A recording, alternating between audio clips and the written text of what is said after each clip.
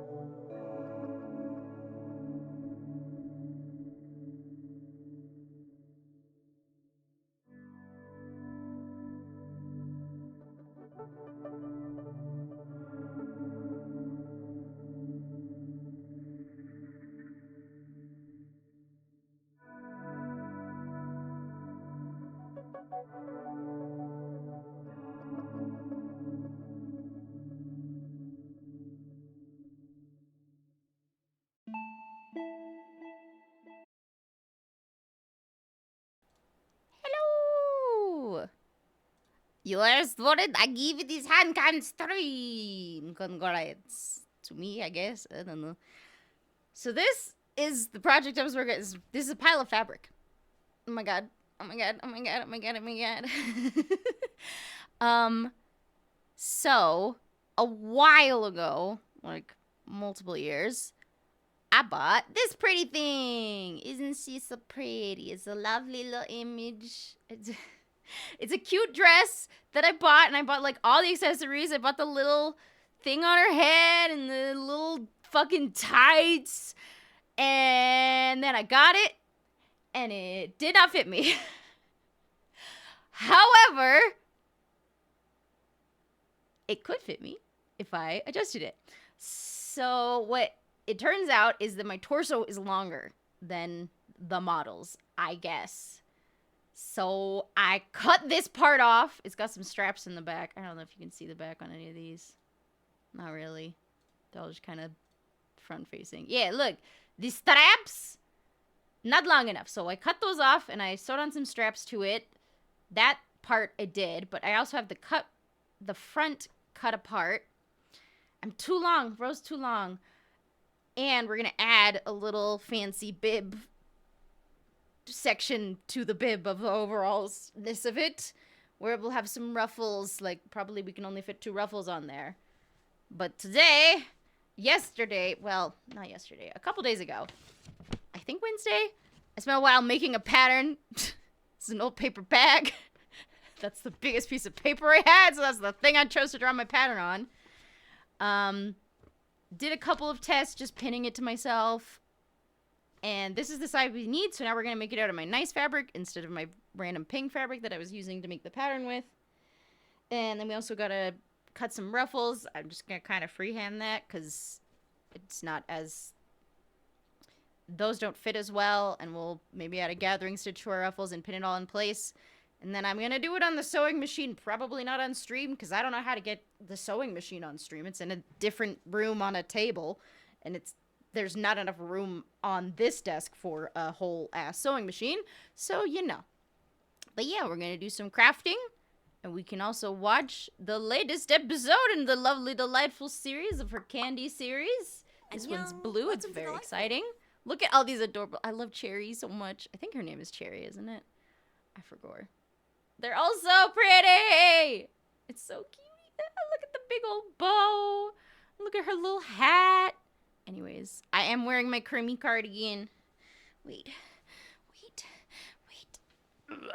There he is! Kermit approves! Anyways. So yeah, we're just gonna pin this shit and cut it out and then get more bits. Yeah, I made some straps out of it, so a little bit's missing already, but you know. We've reached the color blue in our Rainbow Candy series of dolls. and I'm about to tell you why blue is the most interesting color in the candy world. Artificial colors and flavors are old news to us these days, but back when the completely made-up blue raspberry flavor was being developed in a lab, rumors and controversy abound. Long story short, because the market was already saturated with red-colored flavors like cherry, strawberry, and watermelon, companies developed a new flavor and used the recently approved by the FDA blue dye No. 1 to help their products stand out amongst the competition. Well, that's probably gonna get Although the flavor was debatably created around the late 1950s, it only really took off in the 70s when combined with the exciting, brilliant blue colorant and hit the mass. So, I normally don't use pins because I make tiny dolly clothes, and you can kind of see the pins, but on this one I'm gonna, yeah. Why not? You don't love him?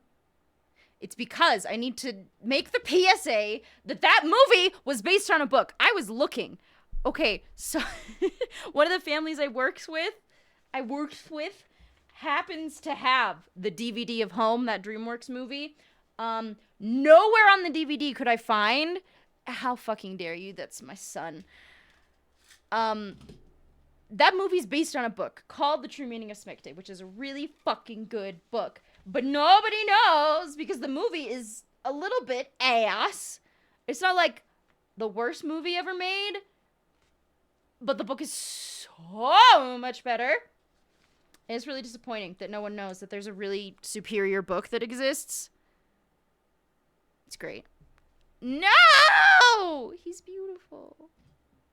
His real name is J-Lo. They've named him O in the movie because they're cowards, even though J-Lo voiced a character and was on the soundtrack. So I don't know why she wasn't like, yeah, you can use my name for an alien who thinks the J-Lo is a cool name. Why not? Why you being such a hater, ma'am? Let the alien be named after you.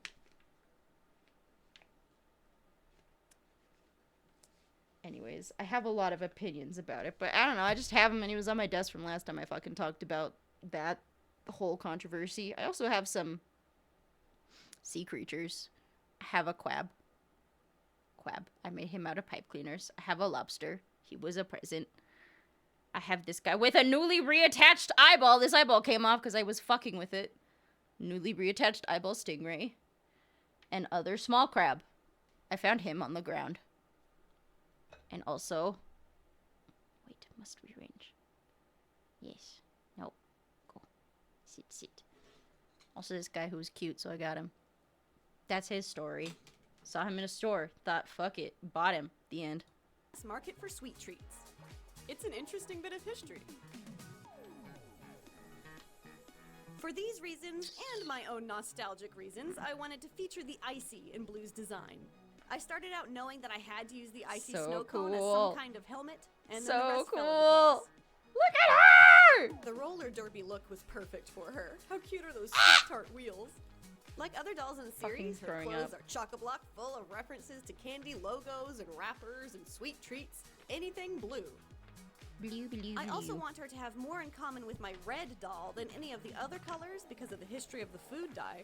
So she's a similar height, has a big backpack, lots of logos on the top, short skirt. You see the parallels. Oh God, Alright, enough about the music interesting history of Blue Raspberry. Make the doll already. Stab. For the base, I'll be using Twyla please. from Monster High, Generation 3. Oh my God, I love Twyla. She's short and cute, and I've always liked Twyla's face shape. I love Twyla so much. I've already prepared the doll for customizing, so she's ready to be transformed. First things first, we need to paint the doll's skin. Hands are the hardest part of drawing. It's well known. Welcome to the man cave. Forgot this is where the airbrush station lives now. How long is that? I gently rough up the plastic. About a minute. Ah!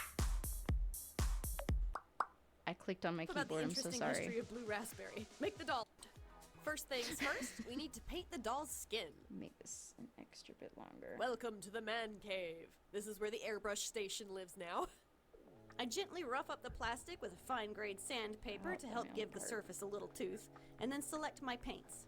Okay, just here. I'm mixing white and pale pink. Whoa, that was an accident. And siphon them through a sieve and into my airbrush. This helps the paint flow without clogging the airbrush, a very important step. The aim is to have a very pale but natural skin tone, so pale as to almost look blue, of Instead of course. purple. I gave her 2 coats. Ask mostly Mattel. Focusing on the areas that will show in the end, like the face, neck, and hands. You can see I didn't bother fully coating her legs or midsection.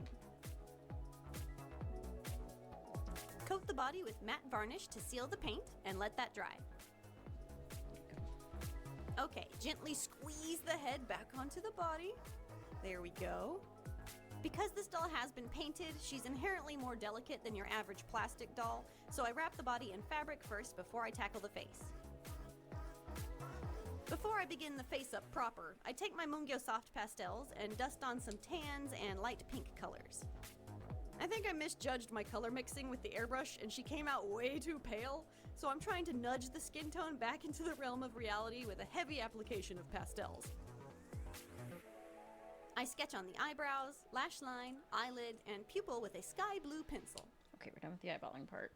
The placement looks roughly correct, so I bring in the darker and more saturated colors. Monsters have more Although detailed she's feet, the I blue guess. doll, I chose a contrasting red for her eyes. Inspired by the icy, of course. One thing I like to do, and I've seen lots of artists do this as well, is fade to a darker color at the end of the eyebrow. Doesn't that look nice? Ah! I've been stabbed! It was only my sleeve. For fine lines and to reach tight spots like the nostrils and lips, I often wet the watercolor pencil and apply it to the face using the tiniest of brushes. On a whim, I chose to give her upper lip a dark blue color and her bottom lip a cyan color. Pretty funky, huh? That's the face-up drawn for the most part. That was quick. Hell yeah. I think my face-ups tend to have bold colors and relatively simple designs, so they go together fast. After another coat of sealant, it's just a matter of building up color and opacity and adding subtle color shifts from here on out. Don't forget those eye shines. Let's dab them on in gesso this time. Oh yeah. One last layer of sealant, and then you can add glossy varnish if you like.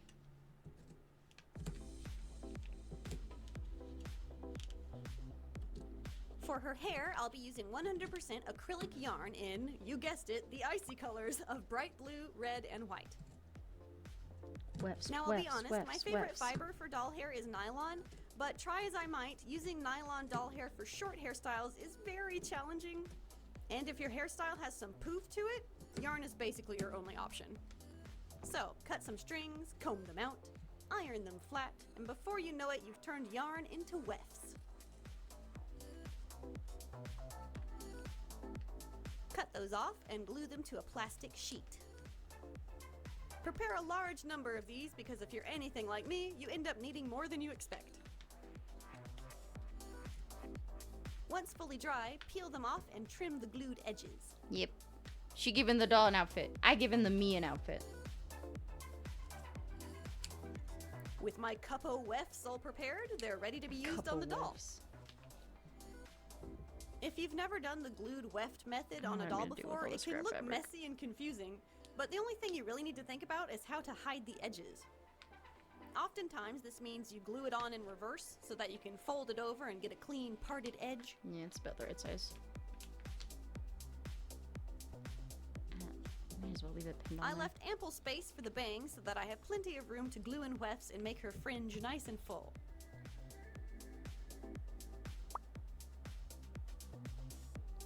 Wait to style it until the next day when the glue is well and truly dry because you don't want to rush it and tug off any hair. Sick. Finish styling the hair with a wet toothbrush to shape and sculpt the fiber into place. I don't know if it'll stay like this once it dries, but it's super cute and looks exactly like my concept art.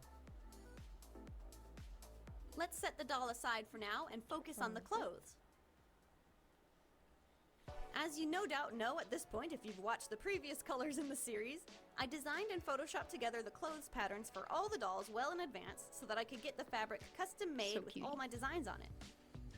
Blue's outfit was a slight alteration of the sweater and leggings pattern I have available on my Etsy shop. I cropped the sweater about an inch shorter to fit Twyla and make room for her skirt, essentially making it a crop top sweater. Then I photoshopped on a plethora of blue candy and sweet treat logos, We're talking Oreos, Chips Ahoy, Crunch Bars, anything blue raspberry, of course. And I had to put the York Peppermint Patty logo front and center because that's like my absolute favorite mint chocolate. It looks great on the screen, So but how'd it turn out in real life? Pretty good, I'd say. It printed nice and sharp, although I don't think the blue is quite as bright as it appears on the screen. Printers tend to have issues with that cyan color, don't they? Piece by piece, I stitched the little jumper together. First the shoulder seams, then the turtleneck, then the sleeves, and so on until I finish it in the back with Velcro. And wouldn't you know it, I even have blue Velcro. I had to find this online, but it's a tiny doll-sized Velcro and it's really come in handy for my projects. So cute. Baby bottle pop. Baby bottle pop. For Oh, her God. skirt, I'm using 2 layers of different materials. The underlayer will use this plasticky raincoat material. Yeah, it's the same stuff I used for Aurora's wings. I thought it looked candy wrapper-esque in this context. Then on top of that, I will gather a layer of sparkly tulle. Isn't this pretty fabric? It's left over from an Elsa cosplay I did ages ago. No, I'm not brave enough to show you a photo of that. Next, let's sculpt her accessories with air-dry clay. Endless pins. For those who don't know, I'm an American living in South Korea with my husband, who is a native, and he had never heard of Icy or any of the blue candies that I included in this doll. I guess Korea didn't have ring pops or baby bottle pops or hubba bubba bubble tape or any of the things I find charming and nostalgic, so this doll looked pretty strange to his eye. I roll out a long snake to form the slushy swirl on top of her hat. That looks, Okay, try again.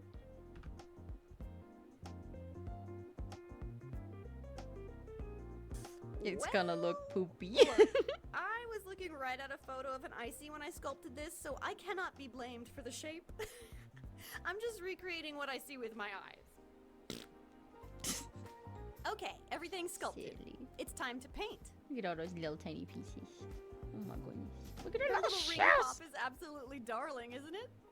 Would this have looked better There. if I'd made it out I'm of gonna resin? sew up that line. in Maybe. a bit. But to be No, honest with you, right my now. resin pieces never turn out as good as I want them to, and they haven't aged well. So yeah, please forgive me for using paint this time. Same thing for all these Jolly It's Ranchers. about the right size. I thought I could be Other clever side and use over. hot glue dripped over the baby bottle pop to give it a clear lid. I Might used hot rip glue in him a this just similar 'cause I way to can. make a water bottle one time, I think, and I recall it going well. But unfortunately, in this scenario, the glue turned cloudy and it completely obscured the bottle pop inside. It looked bad enough that I decided to cut it off, make a new candy part, and forego the lid entirely. A bit of a shame, but this does look better, right? It's so Let's cute. paint the icy swirl. Surely once it's blue, it won't look like, yeah, it just looks like a blue poo now. Come on, glitter, help me out here. I'm doing my best. Oh, thank God. I think the glitter sells it. Tell me the glitter sells Oh, the it. glitter looks great. It's a very I add sparkly a poo. classic red straw to the icy swirl, and then glue it to a 6-centimeter diameter acrylic hemisphere. A couple more goodies clustered around the swirl. And then, to get it to look more like a plastic lid, I cut off the ridges from a real plastic lid, stitch the ends together to form a smaller circle, and glue it to my project. It would have been easier to use the real thing, but of course that would be too large for the doll. To get the hat to stay on her head, I add magnets. I would have planted the magnet under her hair if I had planned ahead for this, but I was going to do straps until I changed my mind at the last minute. She looks cute. For her knee pads, I sculpted these contact lens-shaped bits of clay and glued fabric on top. More Then I pins, added more ribbon pins. straps with more of that thin Velcro sewn to the ends.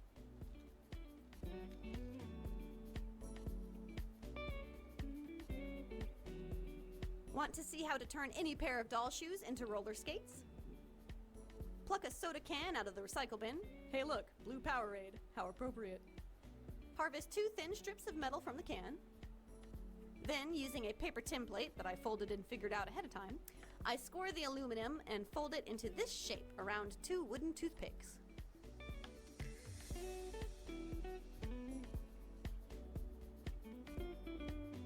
Use an awl to stab 2 holes into the bottom. And then shape a custom staple out of spare wire and stab the whole thing into the bottom of the doll shoe. Cha. Pop the wheels onto the axles, and with a little glue, the whole thing holds together quite well. Although, do bend the staples flat on the inside of the sole so your doll can still put on the shoes. With some super cute candy colors painted on top, the sweet tart roller skates are done. Aren't they so cute? Is that all aligned? I think so. Appropriately, these were a pair of shoes from the Rainbow High doll series, so I kept the rainbow text at the front of the shoe. We're going to use a real Hubba Bubba bubble tape container for her backpack. That's a mouthful. Not much to change, really. All I do is create a disc of mat board with ribbon straps attached, and then glue that to the bottom half of the gum dispenser so the backpack can still that's open. ready to be sewn. What do you think she keeps in there? Go down the line. Maybe a tumbler? Machine later. Her phone, some books. And what's that? Why, it's the molecular structure for blue dye number 1. Her dirty little secret. She'll keep it nice and safe in there. And then let's not forget her rock candy baseball bat. This item also uses a real piece of candy. Now, I had to order these online because I don't live near any natural history museum gift shops, which is a real shame. These candies are similar, but not as chunky and glorious as I remember them looking from when I was a kid. These also seem to have turned a bit greener since I bought them several months ago, but hey, this is what I have to work with, I guess. Phew.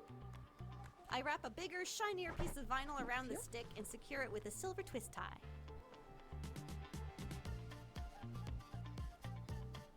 So how big do we want this? Gosh, this doll sure has a lot of accessories, huh? Let's assemble everything together.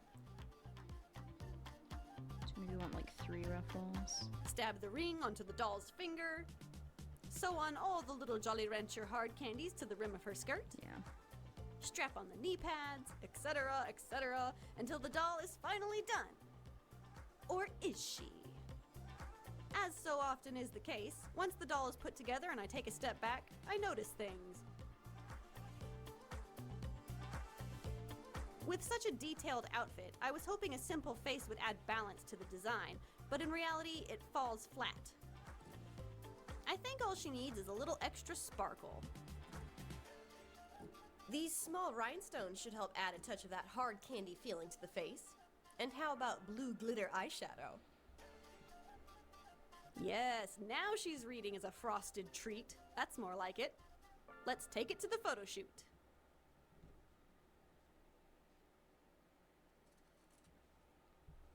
I'm fucking up, I think.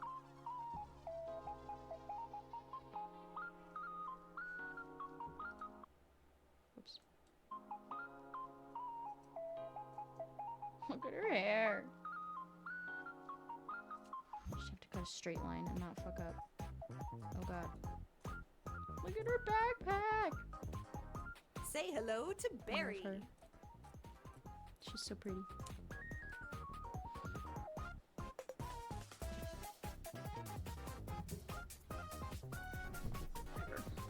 Alien brain stealing helmet.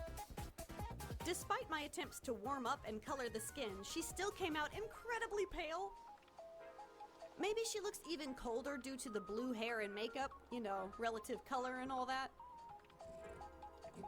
Aren't the gummy bear earrings cute? They were actual earrings I owned but never wore. I'm glad it gives the doll a touch of that translucent blue candy texture fucked up. since I chickened out on doing any resin pieces myself. It needs to be twice as long. That doesn't ruffle. Oh, I gotta remember that this needs to be. God damn it. It needs to be twice as long so we can ruffle it. I fucked up. It's about the right length. I can use that at least. I'll live.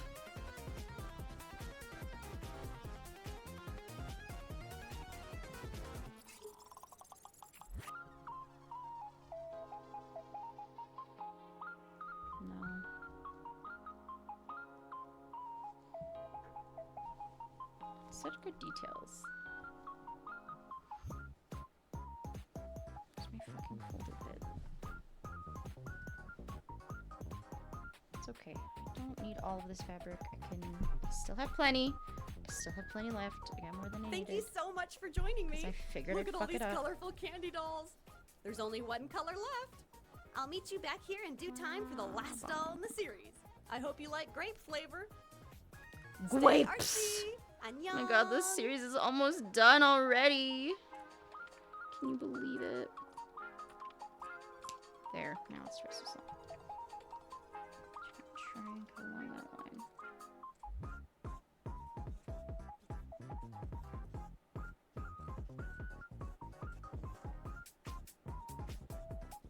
We'll watch the green one now, because we can. There we go. Bop, bop. Annyeong. Welcome to Annyeong. Delightful. The wait is over. It's time to resume the Rainbow Candy series with green. Green flavors abound in the candy world. Sour apple, green tea, melon, spearmint, green grapes, watermelon, etc. That's so much to work with. Red, orange, and yellow all have their distinctive looks, and I want to keep that variety going with a character that cuts an entirely different silhouette. I'm thinking a bottom-heavy, more triangular design. Lots of Cha. fabric, lots of hair, lots of flavors. Somewhere along the line, I got so inspired by the African kimono look. The shorts and robe combo is so cute, and the kimono provides a ton of surface area to design crazy candy patterns. Because then And it'll of be all course, like that this. big sour apple head wrap is going to Hey, be wait, so wait, much wait, fun. Hey, wait. Let's get started. I'm sticking with realistic have skin extra tones big for this scenes. series, Yeah, but I am that's about trying the to size we lean want. towards their respective colors. So for the green doll space, I've chosen Corey Cruz from Mattel's Wild Hearts Crew line. Gonna sew I'm a little picking up gathering some stitch. olive undertones, so I think she'll work perfectly for green.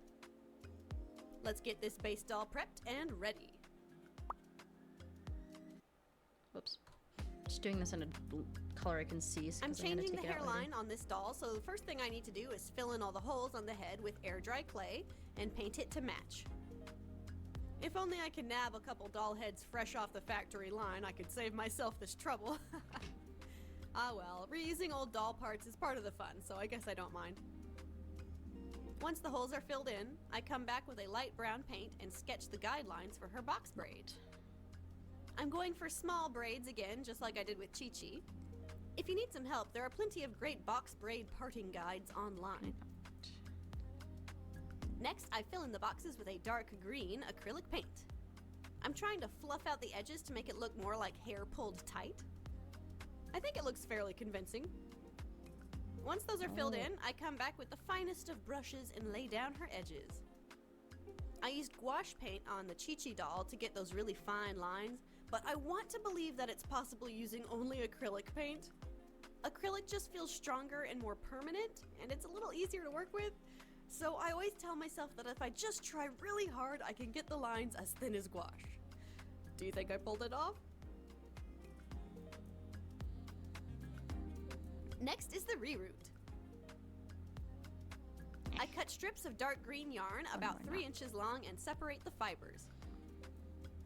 Then I stab 3 to 4 holes into each rectangle on the head and plug the hair. That way, when they're pulled tight together and braided, the roots will look like this. Pretty convincing. Okay. Once she's completely rooted, I sure up the ends. Even though I was careful, the rooting process can scratch or pull up the acrylic paint in some spots, so I tend to touch up the edges again after the reroute. Comb out and fluff up the fibers with a pet brush. Just gotta go And along now with we can braid. Which one of these yarns is the most sour apple, would you say? I'm thinking this neon green really pops. Cut a length of yarn double the length you want it to be, separate the fibers again, and prepare a whole bunch of those. It depends on the thickness of the yarn you are using and how chunky you want the braids to look, of course, but for this doll I'm thinking 4 strands is perfect. Section off a box, and just like that, braid the yarn together. I found it easiest to work around the hairline first and then braid the boxes towards the crown of her head. Braiding hair is so much fun. I will never get tired of this hairstyle. Last one. Oh, hello, kitty cat. Yeah, who needs to do the last braid? There's always time to stop and pet you. Kitty! All right, look at that. Fabulous. So pretty. With a dab of glue on my finger, I'm going to seal the ends of each braid because this fiber really wants to unravel. I also go back and trim down any flyaways. Ta-da! Carefully but firmly cram the doll's head back onto her neck. And now we can move on to the face-up. The first step is masking off the hair to protect it from the sealant. With the hair burrito in place, Alright. take the doll outside to a ventilated area and give her 1 or 2 coats of the stuff.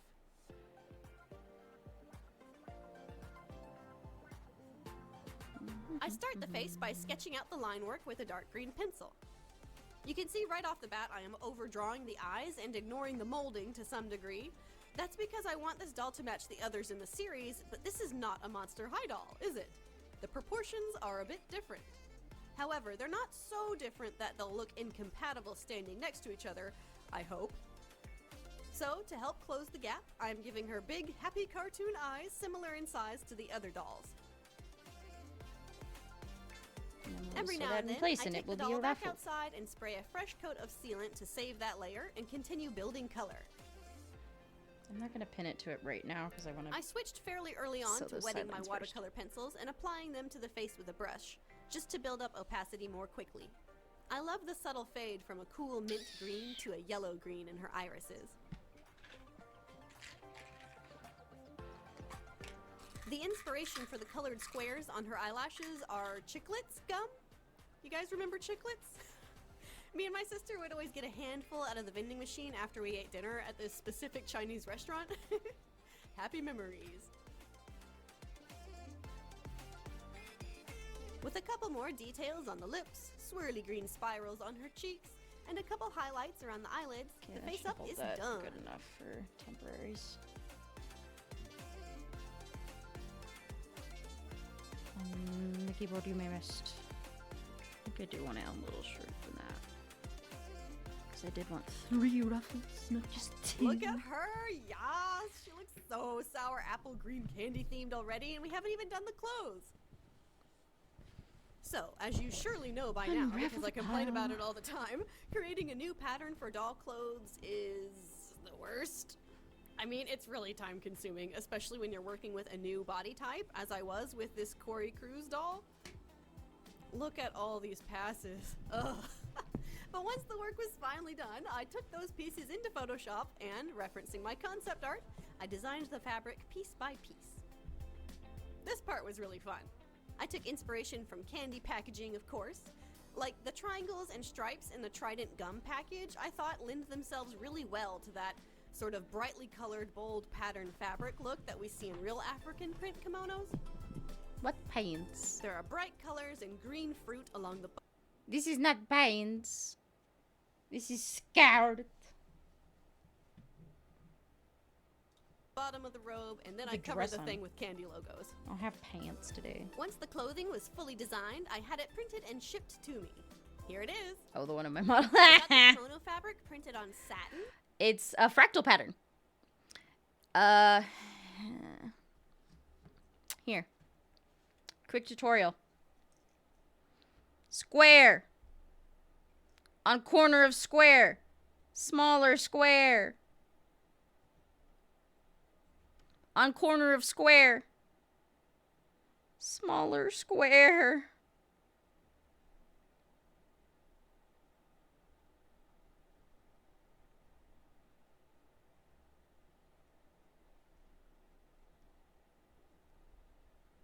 That's enough squares.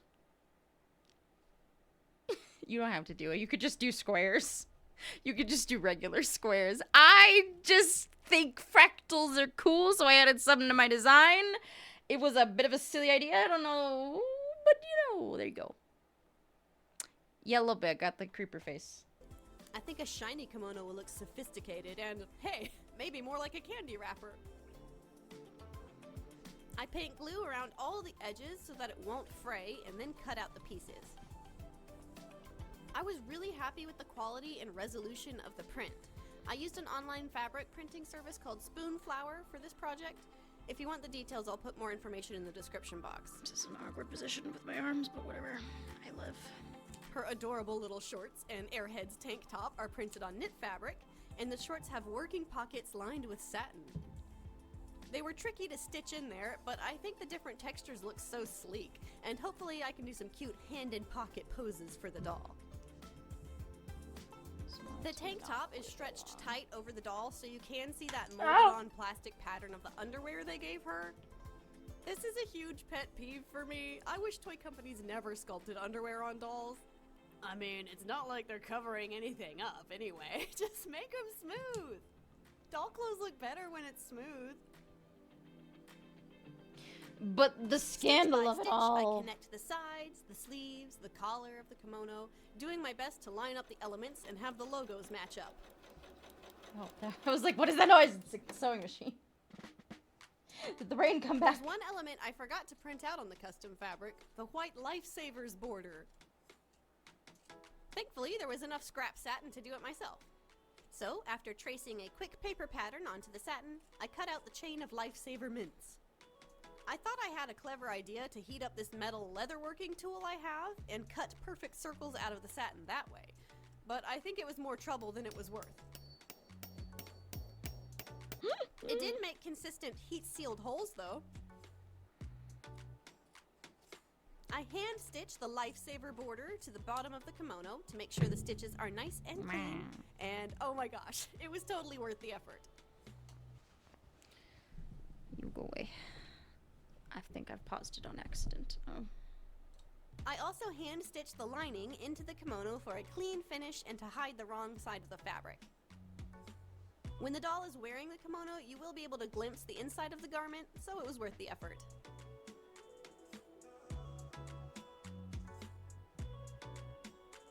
Yeah, and then that'll be peeking out. Her and then we'll have outfit one more looks peeking so out. I good. think that's a better length for them.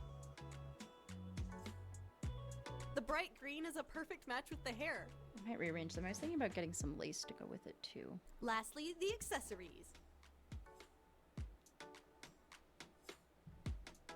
I modify the shoes the doll came with by whacking off a couple straps, sewing on some watermelon wedges, Watermelon. and hot gluing shiny green packaging to the heels and straps.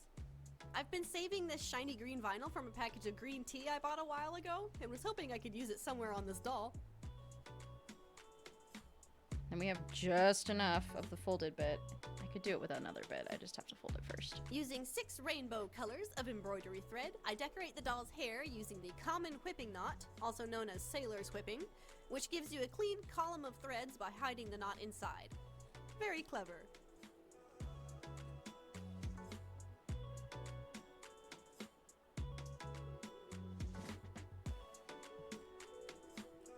The plan was to tie these threads throughout the hair, but it was looking too busy. A little messy, maybe. So I decided to only tie them at the ends instead. A good call, I think. It's like each braid was dipped in a different flavor candy. Now, sadly, I could not figure out a good way to make this. That's right, Nerd's rope candy. My first thought was to use those interlocking little gear-shaped beads. You know the ones. If you string them together, they stack. But I thought the stack looked too thick, and besides, I could only find the beads in pastel colors, so they don't look nerdy enough. My second idea was to weave a friendship bracelet. This comes the closest to approximating the look of a nerd's rope, but it's too even and regular. Maybe if I added more beads and used the French knot instead of a square knot? Anyway, at this point, I became a bit discouraged that I could make a convincing nerd's rope, and found these pretty glass beads instead. At least they look like colorful generic hard candies, and they add that touch of whimsy to her hairstyle. So I suppose they fulfill the same design purpose, even if it's not as good. Alright, that's basically everything. I made a couple small accessories off camera, like her Skittles clutch purse and some jewelry. Now we just need to assemble all the parts. Let me show you how I put on her head wrap, and then we'll montage it from there. This is a 54 by 3 centimeter strip of knit tube, sewn closed at the ends, of course, and ironed flat. Center the middle at the back of the doll's head, tie a knot at the front, and then we just pretzel twist the 2 lengths together and spiral them into a ball shape. Where did I put my Now, symbol? you would just tuck the ends underneath on a real person, but the fabric needs a little more securing on this small scale, so use 1 or 2 stitches to snug it up into place. Stick a cute I've little lost my stem and symbol. leaf onto the top, will and bam, survive you without got it, I yourself a suppose. green apple head wrap. Finally, we can dress the doll and put all the finishing touches in place. I missed my thimble. I don't know where it went. I see it. Come back. Come back. Yeah.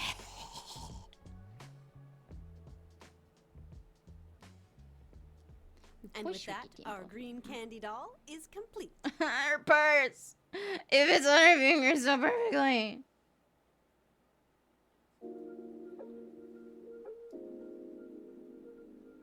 There's only 2 left after that.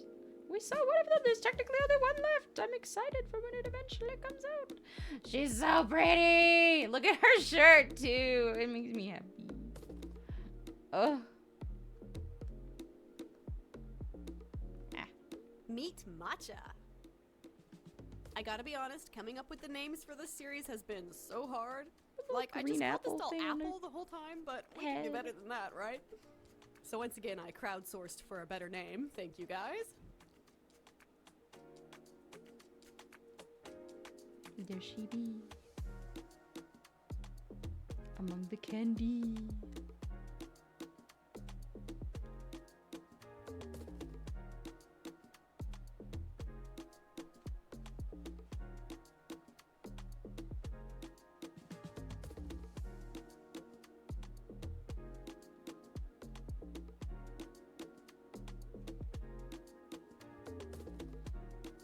As I was editing the video, I realized that, just like with Cherry, I should have stuck a small clipping of that shiny green vinyl in her eyes. Why didn't I think to do that again?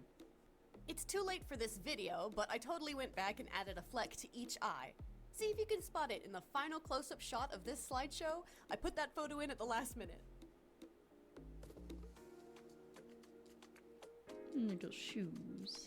So cute. Alrighty. Wait.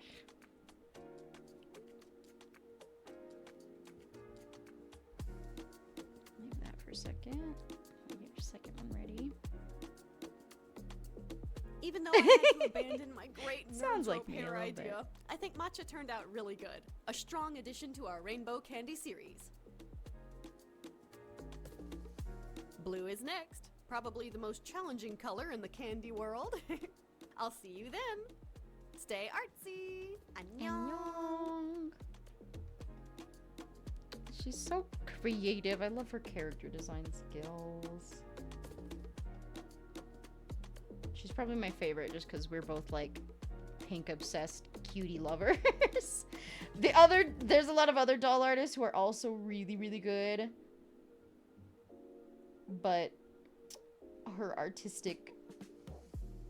the things she likes are similar to the things I like, which is just too much pink. What is this fucking Roblox video? Who's recommending me a Roblox video? What the hell? Yeah, I don't know. If you have a video suggestion, do it now. I ran out of videos to watch.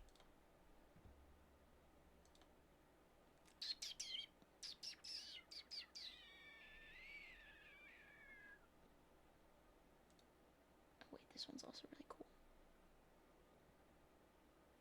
What was unexpected? So many of them look completely alien, especially the really tiny ones. So it's We're watching it's this April, one and today I'm until going you to be making stop a me. humanoid mushroom. I've made a She's so whole bunch cool. of outfitted characters, so I fancy doing I haven't watched this video. I have watched a shorter making of video on this artist's Instagram of this doll. I think she's super cool. So we're gonna watch the making of because I want to see how he's made. something a little bit different, more of a With fully words. sculpted creature type character, so it's kind of in between a doll and a figurine. And I thought a fun theme would be mushrooms. They're so weirdly wonderful, so many of them look completely alien, especially the really tiny ones, so it's simply impossible to not get super inspired by them. And since I'm a sucker for a gloomy character, I'm going to start with Inky, based on a shaggy ink cap shroom. And this is the design I landed on. yeah. A nice blend Oh of my creepy, God. cute, and gooey. So now that So I've got cool. a clean base, let's get started. Look at I that. marked where Look I at want this her eyes shit. to be, and then sliced off her lips and nose to make the selection easier. I then cut The out way you cut off the lips is so goofy the eye looking. holes, as I wanted to have really big, bulgy insert eyes. Don't try. I was worried Just the do face it. still wasn't quite flat enough, so I sanded it down some more. Flat face. Flat face. I also put a layer of epoxy sculpt around the inside of the head. This will give me a solid base to work on, rather than the soft vinyl smushing inwards every time I apply pressure, making the epoxy just bounce off. Now I can smush a blob of epoxy into place and smooth it out with a ball tool. Come on, come on. And my finger dipped in some water until her face is fully clayed up. Add some eyebrow-looking chunks of clay to build up the eye sockets and help the eyes look nice and sunken into the face, not just stuck on top. And a cute little nose, or a shape that gives the impression of one anyway. I pushed some pre-baked Fimo balls into the eye holes to get a better idea of how she will look, and then sliced off the ears too. Smooth out some worms of epoxy for eyelids. I love how so much of doll customization is just doll mutilization. And some extra puffy, oversized eye bags, as they are an essential trait of any Mutilate gloomy them. character.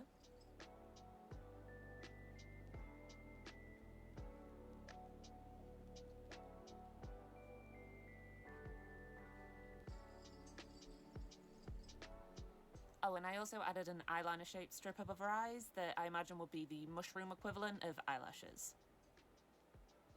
After skewering the head with some toothpicks, I can add some little chunky ears. I sometimes struggle sculpting ears with epoxy. It gets annoying having to wait for hours between layers, so I use some Fimo instead. Pop them off to bake, and then just reattach them with a little strip of epoxy. It probably doesn't sound it, but it was actually much easier. I'm happy with the sculpting, so it's time for a day of sanding, which apparently doesn't look much different on camera, but I assure you it makes a huge difference. And sanded the body smooth. We need to get these all gathered. Bulked out the feet with some hot glue, and then used epoxy to build up the actual foot shape. I'm going for random blobby shapes rather than actual feet, as I want it to look like the goo naturally clumped together so she can walk. Plus shrooms tend to have that bulgy bulb at the base of the stalk, although they ended up looking slightly hoof-like, to be honest.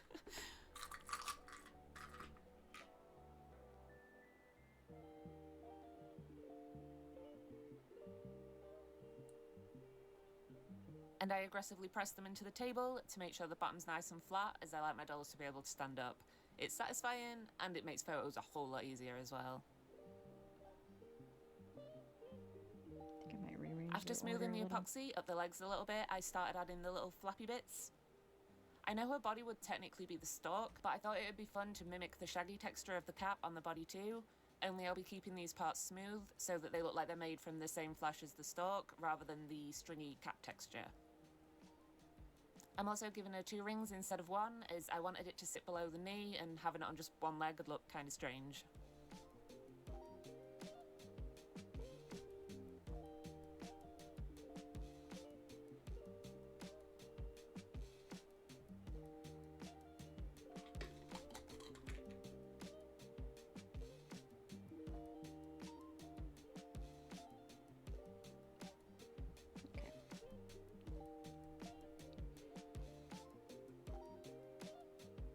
Move you.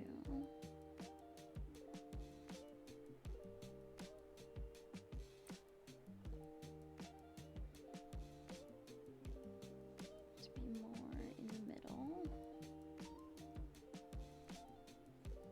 Whilst the legs are curing, let's make some arms. I took a couple of balls of foil that will be the hands, pushed wires into place for the fingers, and a toothpick handle so that I actually have something to hold. I then used Fimo to build up the shape. I wanted to create something creepy and unsettling for the hands, organic shapes but unnatural looking at the same time. Plus, as you may have noticed from a couple of my Seven Sins dolls, I'm a huge fan of character designs with Yeah. disproportionately long arms. So I decided to go with 3 long Yeah. goopy digits. Think salad fingers, but goo. After smoothing out with isopropyl alcohol and baking, And then I was thinking either a lace here or making something crazy with beads. Which I'm unsure about. I am gonna look at my bead box though. You can watch, I'll be back. I attach them to the doll hands with hot glue. This way, I don't lose any articulation.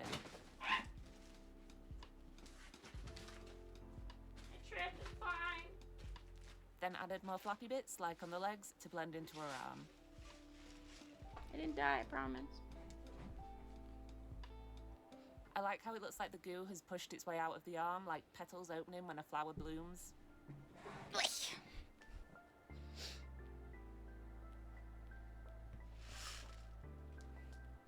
Can hear me. I made sure to keep moving the joints to make sure none of the flaps are in the way.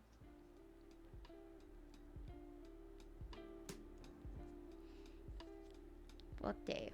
Wow. Do you have any that match the vibes? These ones are so small. And that's the arm sorted. The flap sticking out makes it look like something should shoot out of her wrists. I'm gonna look back at her.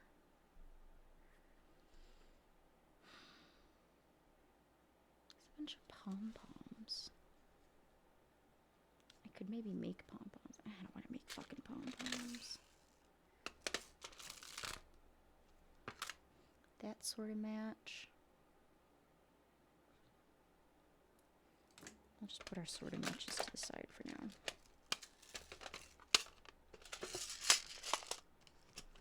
It's under you. Okay, that's the bottom layer.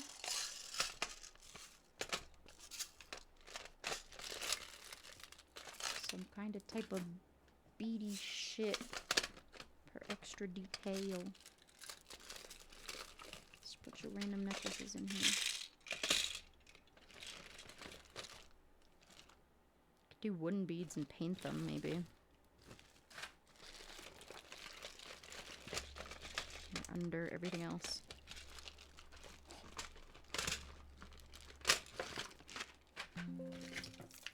Sorry, I'm pressing buttons. I don't have that much space. Need, like, a bigger disc. Also clear ones. Oh, I like the way they look, though.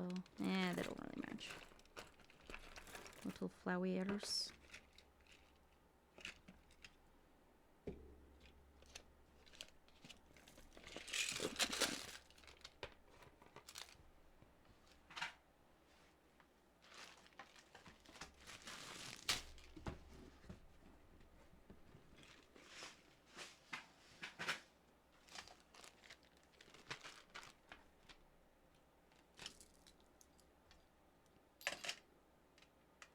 So our options would be like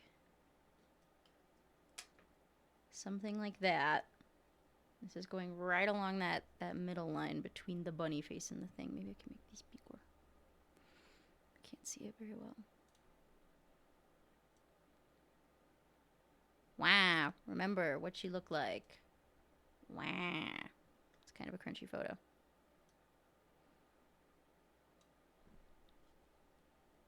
Like a little line like that.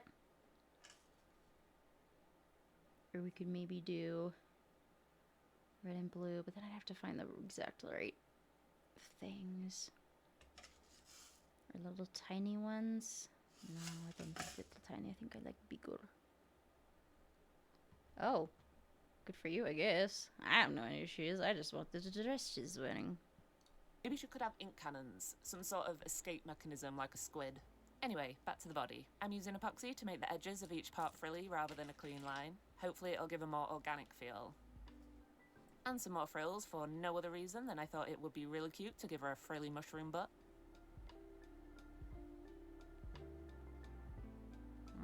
Yeah, we'll leave the longer one. Get rid of the belly button as a mushroom doesn't really require one. And even more flaps, because why not? Hesmer.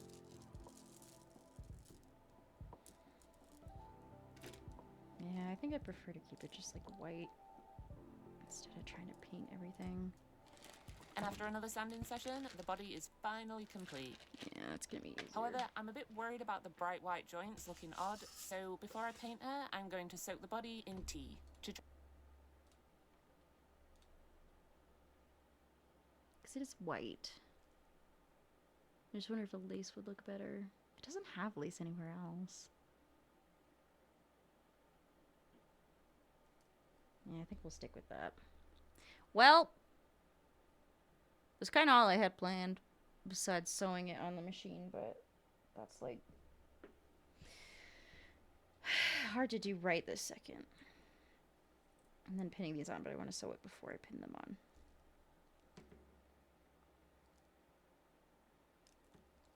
I don't even know. Some plastic beads.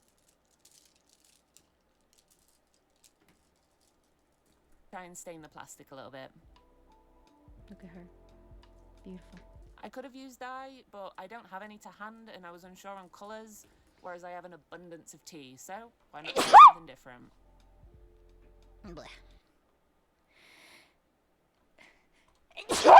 Ah!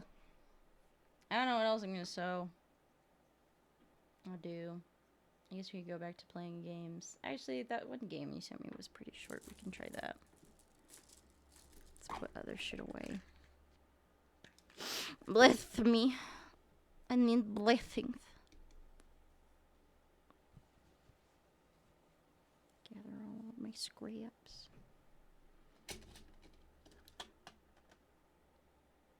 Put things away.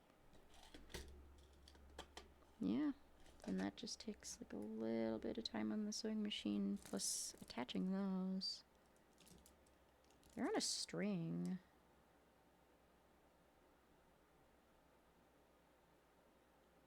I don't know how you attach beads to things. Not Necopara. You did not send me that.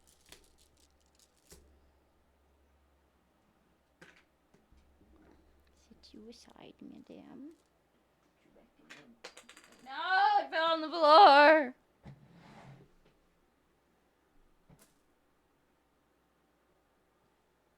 Okay.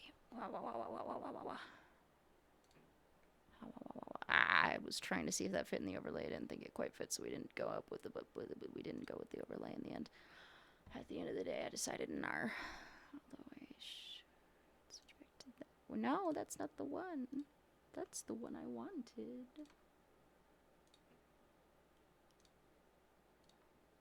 The fuck was it called? That's a long name. Oh man, I hadn't installed it. I thought I installed it. Why did I think that? I don't know. Well, it'll take me time to type out the name. Enough time to fucking.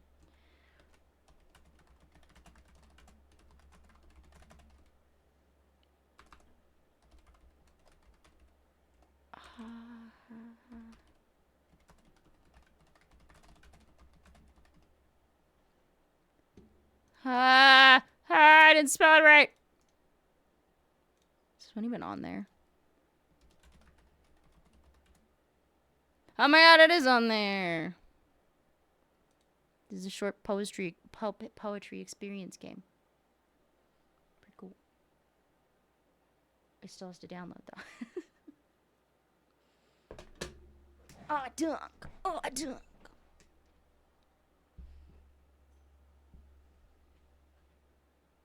Well, good for him. Congrats to that guy. That's cool. Always nice to find you're good at something, even if you don't think you're good at it.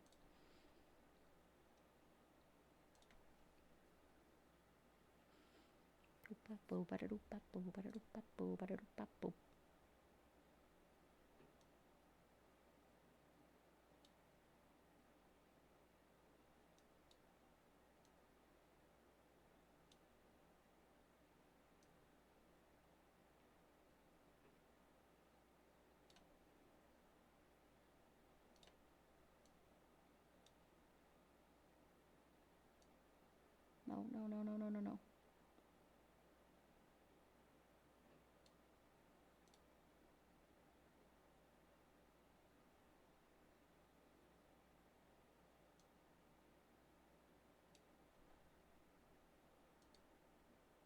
Did that fuck it up too bad?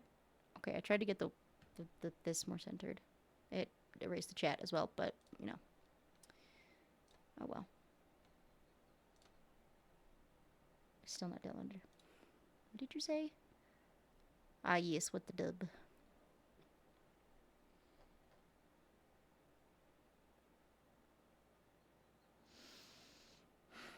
What do you think I should add to my little room? I want to add something on the computer screen. Like an actual game. I don't know what. I gotta figure out how I can print things like really little, because then I could print off some pictures for it. Okay, it finally loaded. Can you show up? This is the one I wasn't sure about if I have to do them. Well, you see, I have that in my real life. It be existing. So what I would do is I would go over to my shelf and I would pull it off the shelf.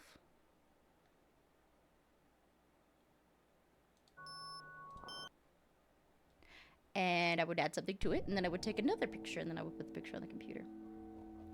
Anyways, we're gonna play this game now. Is that making much noise? I hope that's on purpose. The very last flower grew in concrete. She danced in the wind like a holographic dream before the world died.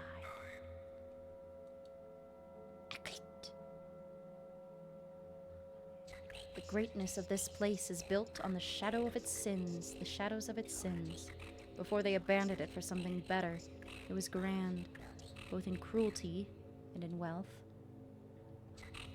The angry decay that now hovers over every wall marks an injustice that never really went away. There are pieces of her that wait for something, for closure, care, some acknowledgement, but it never came. Those responsible moved on. The world grew old. Nothing lives here anymore, nothing but the anger of what was done. What does peace look like anymore? There's a piece of her writing hidden here next to something. I missed it! It moved on too quickly. I was taking my time. Ari, I can't look at her.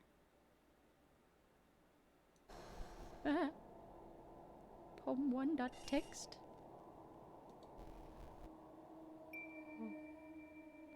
She's disgusting. A flower is all the world's impossibility. She is the great subduer of sleep, the great one that overcomes and opens simply to see, simply to be free. She twists, she dances, her scent glides on every breeze. She's the exploding result of impossible dreams. Poem2.text. A flower is the outcome of ambition, a monument to will unrelenting. She knew not to stay still and realized her own being. Ever so gently, she is the one that glides between then and now and never again. No place in particular, the complete disregard of winds and wears. The face she bears is stubborn and proud. She declares her colors quite loud. A flower is a secret, finally told. Whoa, that picture is trippy. Earth hoards her like a whisper. When she's realized, she finally withers. Perhaps forgotten, perhaps granted remembrance, as a dedication to that sublime resemblance which burns and illuminates every being's heart. She is the surmounted mark of divine art that overcame both light and dark.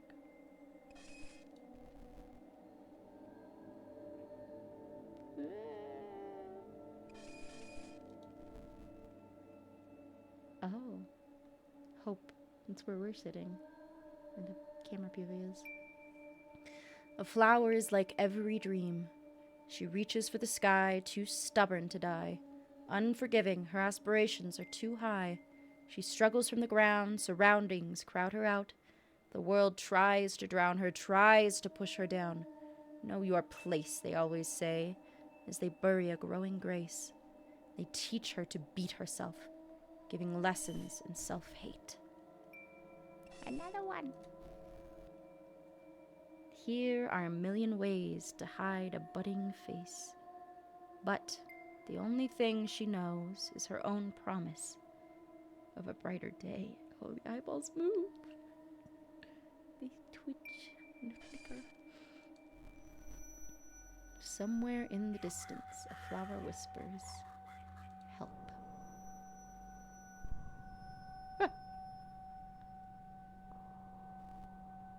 deserve this, said the last flower.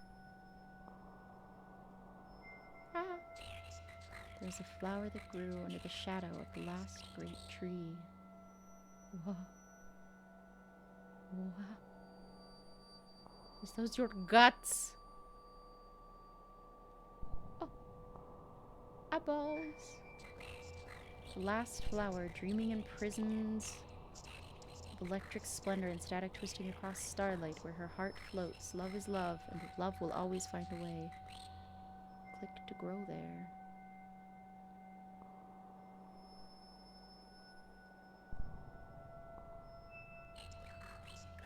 It will always grow. Agwowed. This I know for certain of flowers. And what remains is destitute, and hope is a seed buried so deep beneath treacherously barren soil, there will always be something that twists free.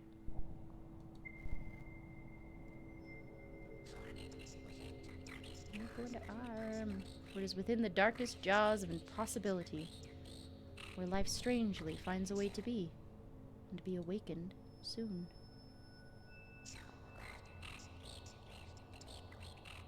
So loved as dreams drift between awake and sleep forsaken, love is alive, and life found another way to bloom. Give me a piece. Ah.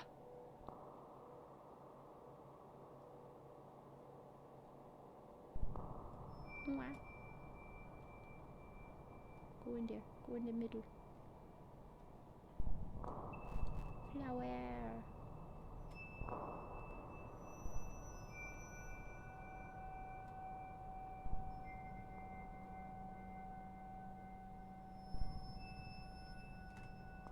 Right here. Oh, it's sparkly.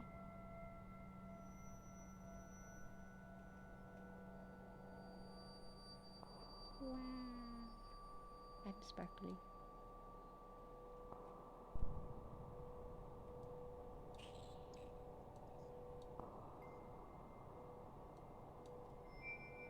I'm gonna look at the blue shit.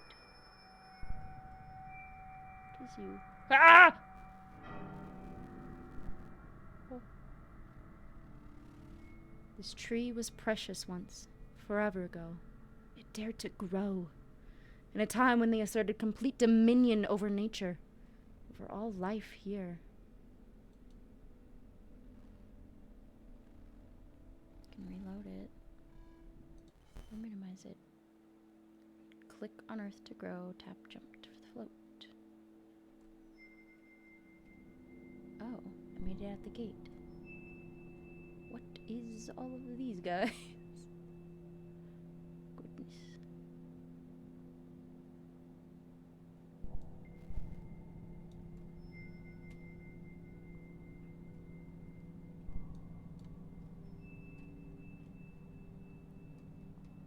Wow. Grow on the rock. There's stuff in the distance. This is cool. It's weird. I like it though.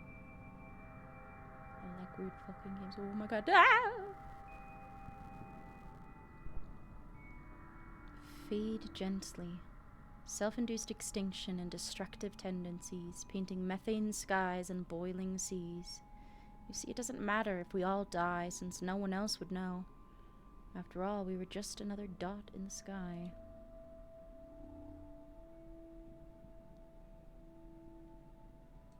Stop.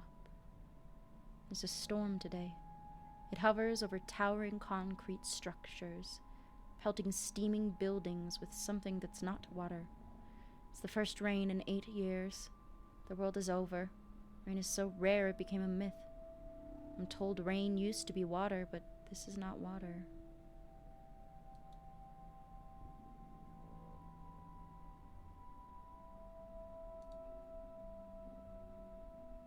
There's a storm today. The air is filled with an anxious dread. It's maybe the last rain, the last. Everything is the last. This place is dying. Is that a nose? What is that? Stories of how this place once was exist as whispers. Forests filled with living trees, plants, food, rivers, water you could drink, air you could breathe, all free. Heresy. Urban legends some long-dead elders told children. Today they caught the poet. The rain seems to be a strange type of omen. The sky weeps for what they've done to her.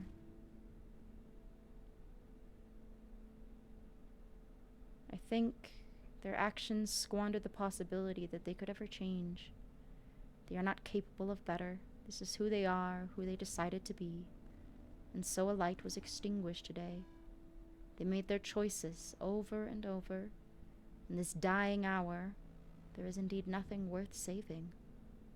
She did nothing to deserve this. I think it's all just plants growing. She drew pictures and wrote words. One of the elite decided he would own her.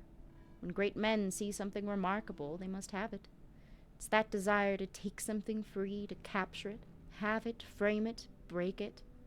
Their drive to exercise power over life. She reminded them of life. They broke her. How powerful they are. How powerful they are. In this dying hour, humanity finally departs for the stars. The sky is their destiny, or so all the propagandists say. Treasured keepsakes, glory, money, power, and their elite. They gathered it all into great ships that tore through the clouds, past the sun, far away from here. They believed they outgrew this planet.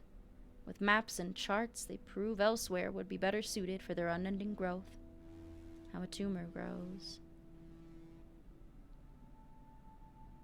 If a tumor is removed from the body, the tumor dies. The body stands a chance to survive. It would seem foolish to believe that another planet could support them like Earth did. Earth created them, fed them. Their bodies belong to Earth. Intricate interdependencies that they never grasped. They needed Earth. Earth did not need them. Maybe they should have listened to the poet. Maybe. Maybe today is their own undoing.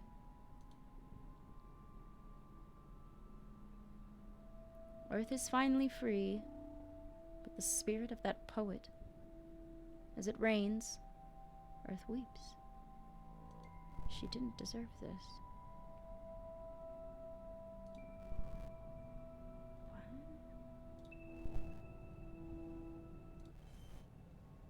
Collected a memory. Player's keyboard number 6 to read it. Oh. Flowers all the world's impossibility. She's the great subduer of sleep, the great one that overcomes and opens simply to see, simply to be free. Flowers, the outcome of ambition, a monument to will unrelenting. This is the one we've read already, I think. Earth holds her like a whisper. When she's realized, she finally withers, perhaps forgotten, perhaps granted remembrance. So I suppose there's more to find then. Wah.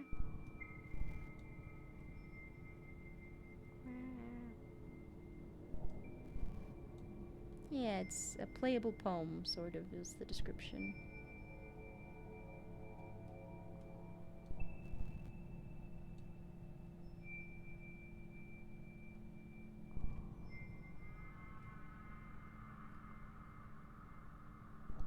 Plenty of flowers.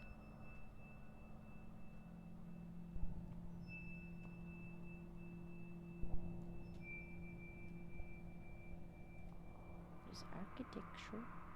Oh, big buildings.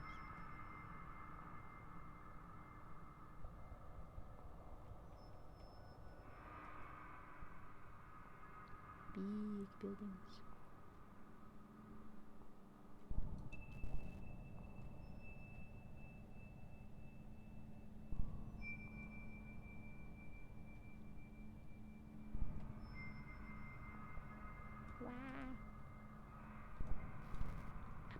flowers here too. Haha.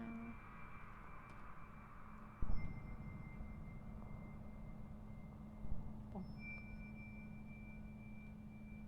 Boyonk. Ba-bonk. These freaky shapes.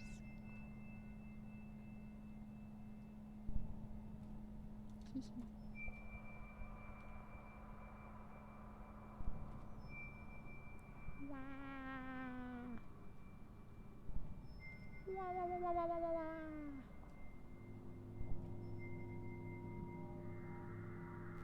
Yeah. The last king of Mars.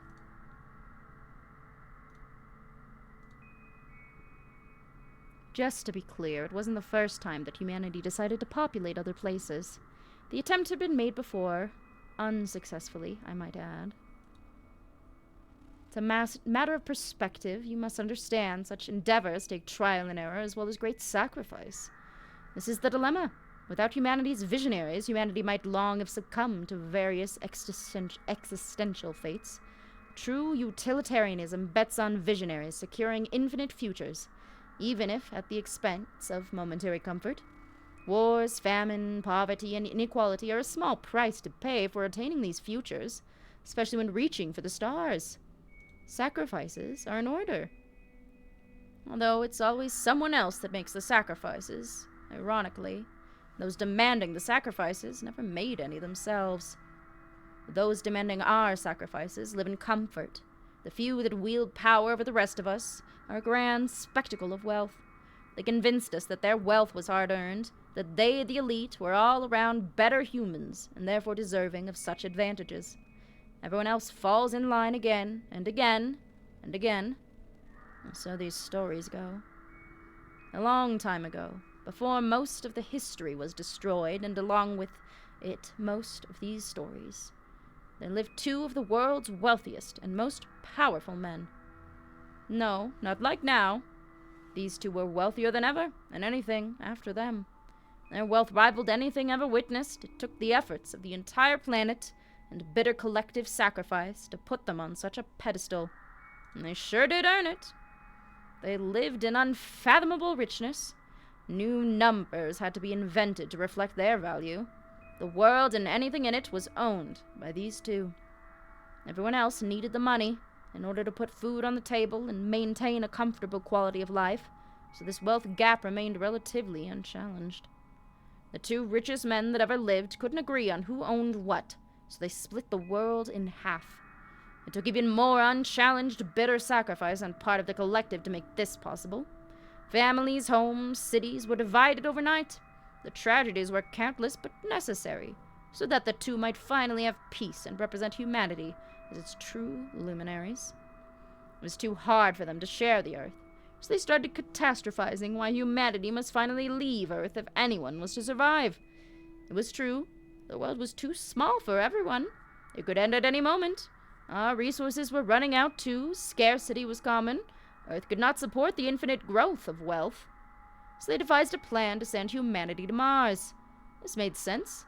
Mars was a close planet, just within reach. The only caveat was that Mars was much more dead than Earth. Much more of an unsuitable climate, much more unlivable. But Mars could be terraformed with the last remaining resources left on Earth to make it a suitable replacement planet. The luminaries had spoken. They had their wealth behind them. What fool could possibly argue? Eventually, the two richest people that ever lived left with a large chunk of the world's inhabitants. They needed a suitable workforce to terraform Mars. Bigger numbers meant better sacrifices could be made. The two richest people that ever lived also left with an immeasurable amount of Earth's scarce resources, all to Mars. They successfully arrived, albeit with very little left. Sacrifices had to be made, that was a given. Those that survived the trip were happy just to be included and to begin work on the new home planet. Although the efforts of the workforce were not enough, slowly the numbers dwindled. There simply was not enough to support the vision of these great men. Most everyone starved. Science had failed them. Humanity had failed them. Everyone died, except the two great men. The last two surviving humans on that distant planet. Such a spectacle for the human race. They still could not agree on who owned Mars, so the cycle of hoarding what was left continued, with fortunes slowly dwindling. Eventually, one outlived the other. It was a glorious day to finally have a true victor, the greatest luminary to ever live. He was the greatest visionary that succeeded through this entire ordeal and brought greatness to Mars. Since he outlived the other, he could finally be the self-proclaimed richest man to have ever lived. Tears of joy ran down his face. This was all he wanted. He was the king of Mars. Either way, this story is ancient history. We are not to talk about it. It is demoralizing to talk that way about our elite, and we have to support all efforts to leave Earth once and for all. It's an old story passed down from long dead people that made their sacrifices long ago. Boys, sideways.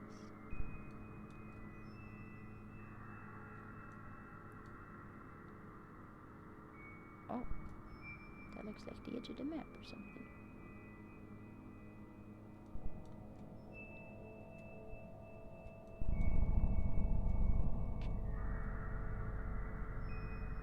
Ah. I collected a poem. I went inside. Let's go for new other poems. Other new poems. How many is that? Looks like 10 total.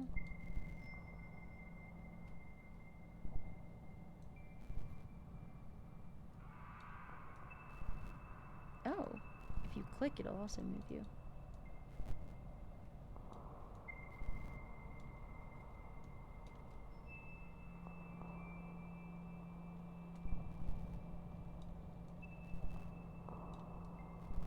Just, slower.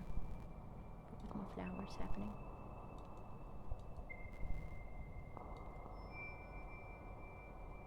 Wow.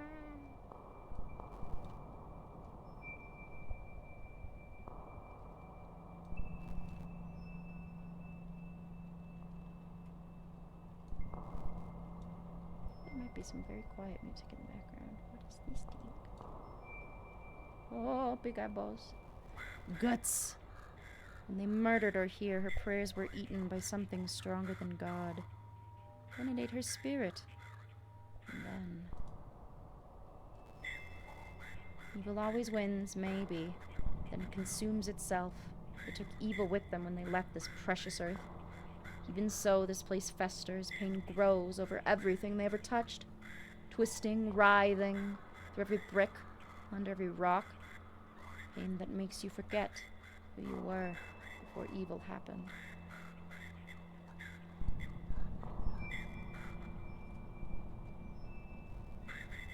Maybe you can remind her of who she was. Maybe you can bring her peace. Gather her memories.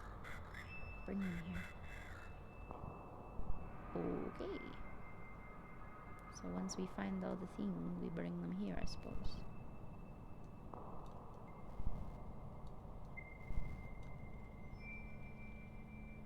Whee.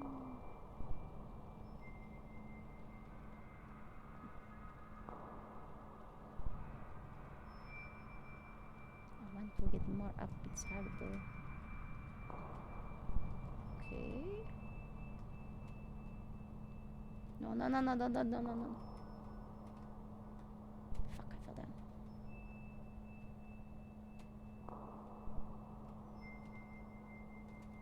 No.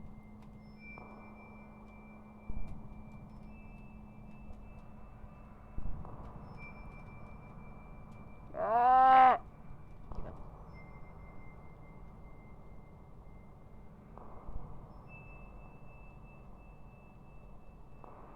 Maybe a staircase or something. Ah! Or that. Just a mouth. Life became abstract. I had one of those dreams once. It was strange. Never understood what it meant. It was about how we forgot the earth. We stopped telling stories about nature and living in it. Our fantasies stopped being about living among the other living beings here. We started telling stories only of ourselves, the way of life we created outside of everything. It became the only reality and nothing else existed to us. Eventually, we stopped seeing nature entirely. We kept it at such a distance that it disappeared to us as a concept. We kept devouring it to sustain the way of life we created. Earth eventually disappeared from reality altogether. None of this was necessary. We just convinced ourselves that it was inevitable until we forgot that it wasn't always like this, that it didn't need to be like this. Earth turned barren. We resented being on it more and more. Now we talk about leaving it. I think, in a way, this feels like the end of us too. It started with our stories. We just couldn't see life outside of ourselves. Life became abstract. I'm sorry. It isn't fair. It wouldn't be like this if enough of us cared. Disenfranchised. I can't help but wonder, what fee do you pay for bottled air? Does it kill you slow or stave off death? Does the world end with a crash or in a struggling breath? What is the going price for the last seed? Is the trash you're drowning in recycled or green? Will you struggle to replant lost forests? Are any even left? I'm sorry. I used the last water to keep the lawn green. Green, green. It was all so symbolically green. And you're not a popular topic for the scrutiny of neighbors, talk show hosts, and our two-sided debates. It would be different, but as it relates, there was an issue with funding to save you some rain and a non-toxic breeze. Tomorrow wasn't a good investment opportunity, and our campaigns didn't have enough money. And our money was used to cut down all the trees because a dead tree was worth more to us than one that was breathing. Being. Well then, I found a poem.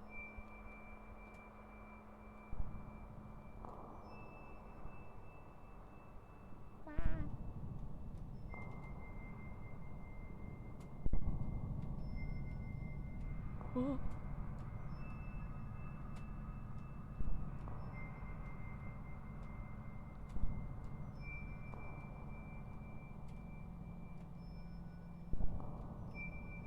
I'm doing it. I'm climbing.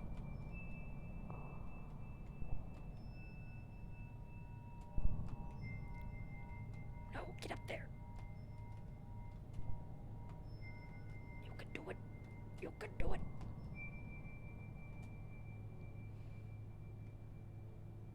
You got this one bit at a time. I made it on top! Let's go! I'm taller. Her pain is just a call for attention. What we did to her was necessary and right. 68K reposts, 30K likes.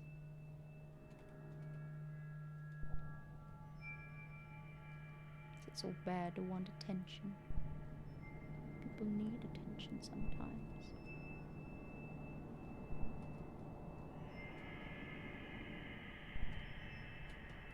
Dun, dun, dun, dun, dun, dun, dun.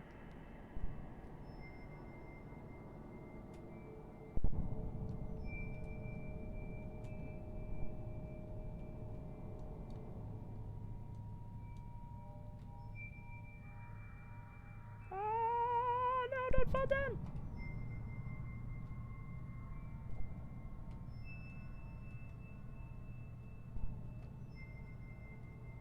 I don't know how to get up anymore. Those vents were lit, but now I can't quite figure out. Maybe this way.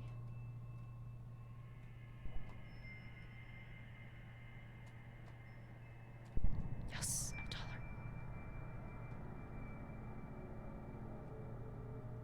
Ah.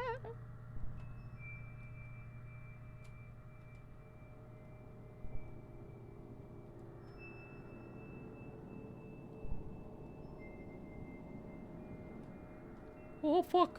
No! Don't fall down! Don't do it! No! No! No! Oh shit! I fell.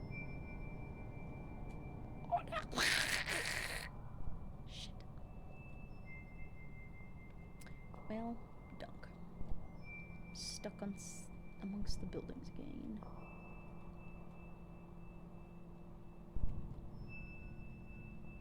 in the dark.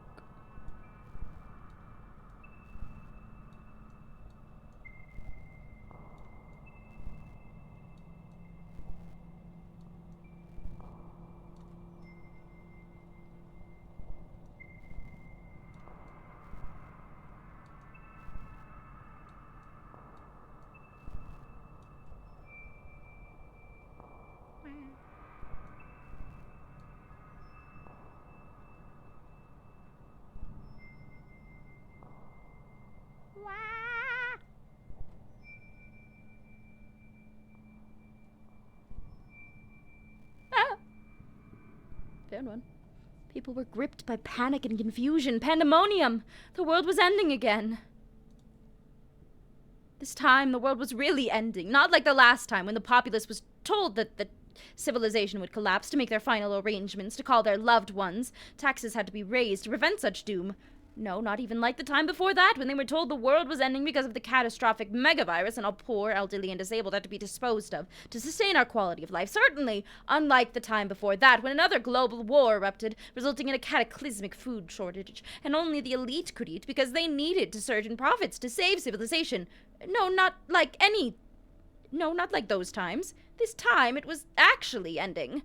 A local political figure, someone fairly unimportant until now, leaked information about an asteroid approaching Earth.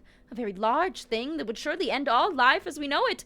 If we don't do something now, we would all have to work together, sacrifice, recycle, and cut back on resources to make survival possible. The populace was told to evacuate all residential areas and migrate to establish safe zones. Bigger cities prepared to hold more people and better surveillance to keep things in order. Everyone would have to sacrifice. Not like the last times when regulations and rations were more lax. No, this time only the noblest and highest quality of sacrifice would do. Only then could we preserve our liberties and way of life. Everyone was to be relocated to designated cities, fit to survive a cataclysmic event like an asteroid or meteorite. The size remains unclear. All that was known was that it could kill all life on Earth, or at least most of it, at any moment. A local political figure, someone fairly unimportant until he bravely stepped up to inform the public of humanity's pending demise, would surely be re-elected come next voting cycle. Photos of him shaking hands with the rich and powerful graced every news outlet. Humanity's elite once more stepped up to the task. Everyone else was asked to make appropriate sacrifices to once again support their endeavors. It was made very clear that Earth was a dangerous place. Humans couldn't survive here. Something was always out to kill them, especially poverty and war. No amount of support given to the very rich and very powerful elite could end poverty and war. No amount of sacrifice was enough. That final clarity could move mountains. The populace would have to build giant ships and eject this glorious human race into outer space. Only there could the human species survive. Everyone had to go. It was time to finally transcend Earth. Plans were put into motion to make such a feat possible. The elite organizing this would surely become even richer as a result of such efforts. They deserved it. They were hard-working geniuses. Their idea was a development plan like no other. A glorious feat of human accomplishments lay before them. Humans were finally leaving this unsuitable Earth. But first sacrifices had to be made. No more dissent. Absolute unity was required to ensure success. Empathy is a weakness. We must be strong, they said.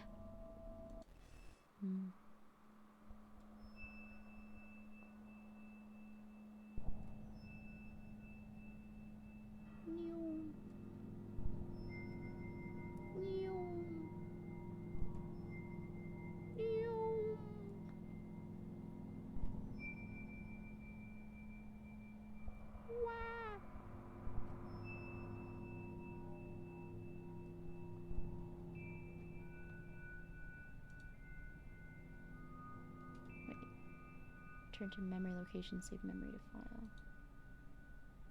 Oh, I can actually save them as documents. Interesting.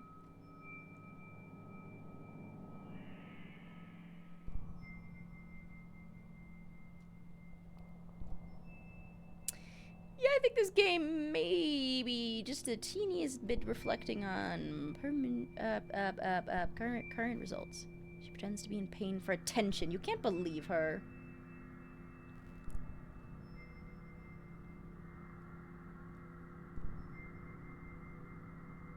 That one. Gimme.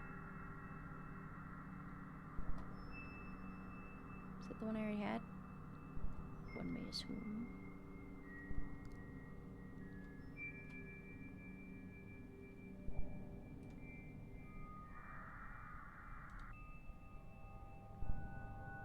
I've been teleported. Okay, that's this one.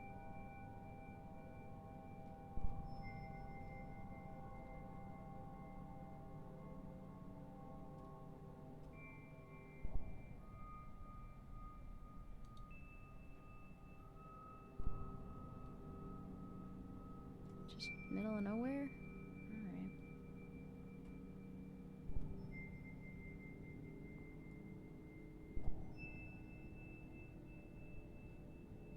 Let's go back to the city. Maybe try and get up top again.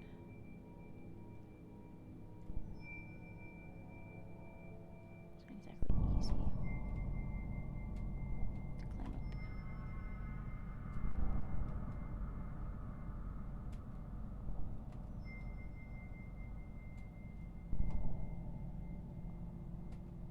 No, no, no! Please. It's not open.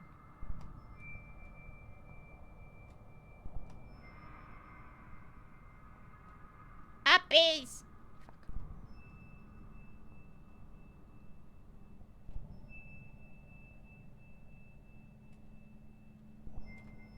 It's a lovely day in the neighborhood, a lovely day in the neighborhood. That went far.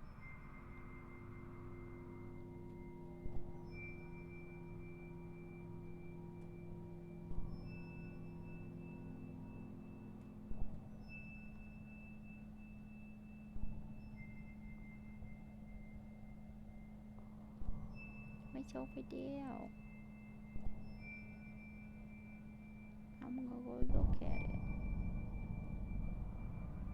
Is it shit I've already seen? Maybe.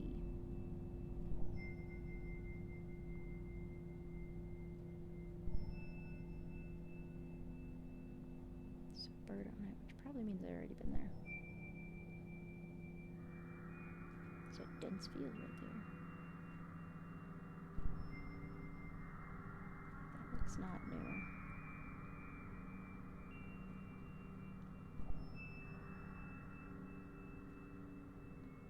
I just need to get back up on the rooftops and jump around a little more.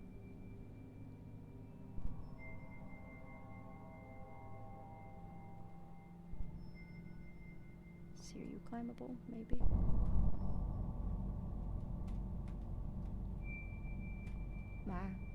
Fuck. None of them are very climbable.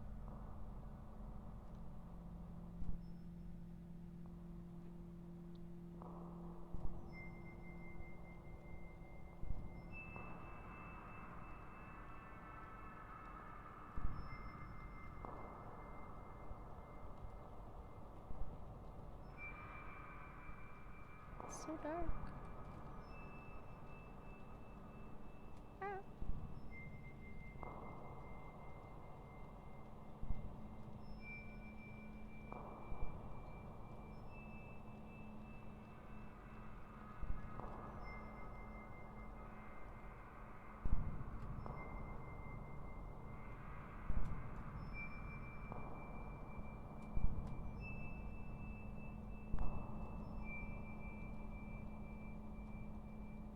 No!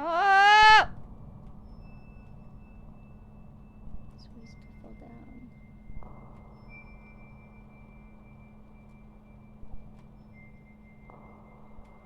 Ha, that's taller.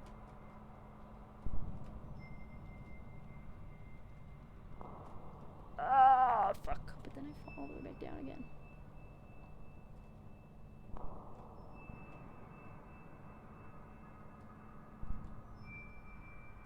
Can't actually get up from there. Ah.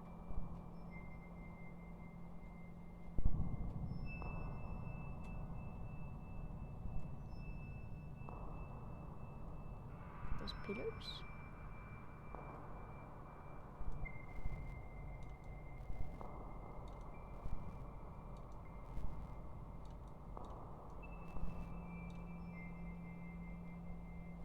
the center sort of area.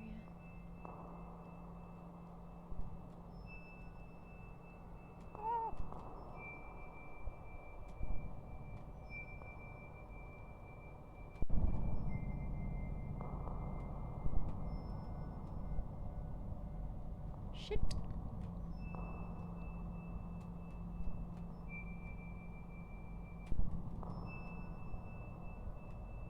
No, no, no, land somewhere. Anywhere. Please.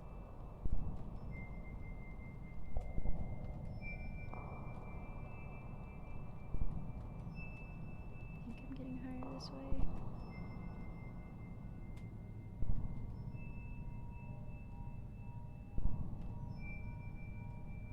Oh, that's the roof.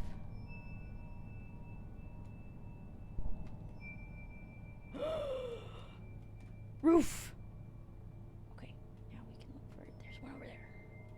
Do not fall down, though. Stop, stop, stop.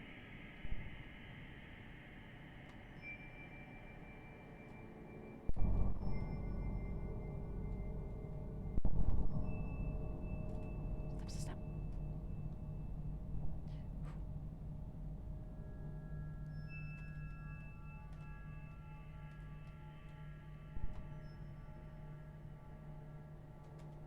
Okay, that's fine, that's fine. No, no, no, no, no, no, no, no, no, no, no! No! It's so easy to fall down again. Fuck all my progress.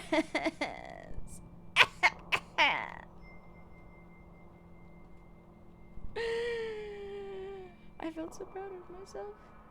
And then I fucked it all up.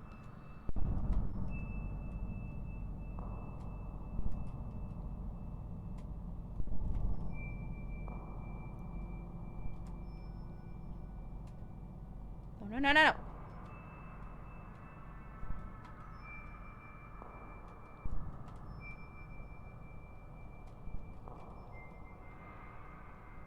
Fuck. Fuck. Okay.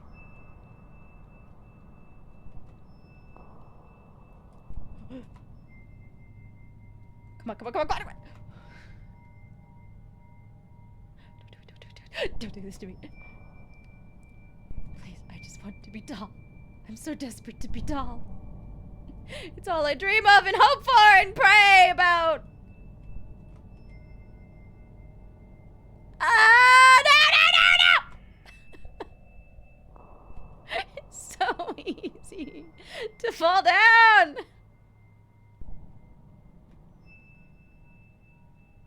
I don't think you even need to be on the rooftops, probably. Or there's like an easier way to get up, and I'm just like making it harder for myself. But what else?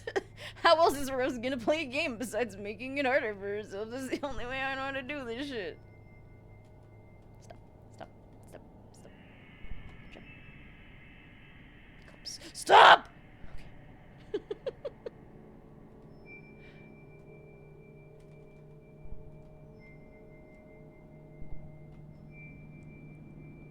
Okay, I seem to be on the level with some of them.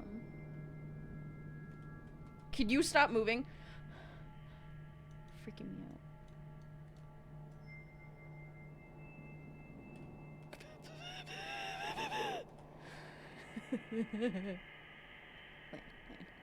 Land. Thank you.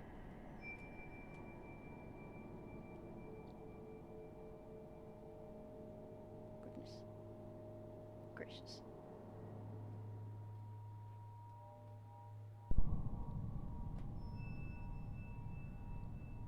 Wee plonk.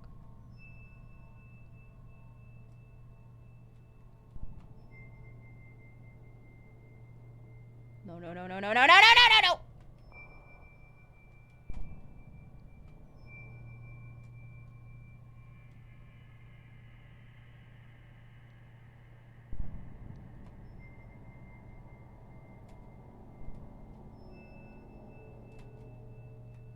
Come on, Vince. You worked for me before, work for me again. Hell yeah.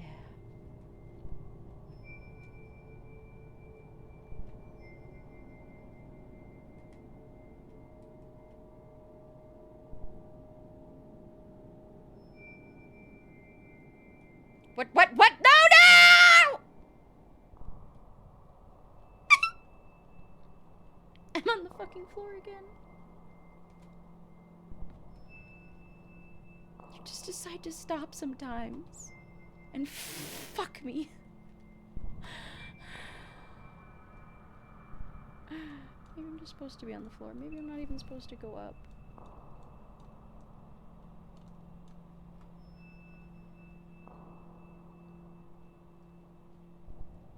I've lost track of where I am again because I fell down.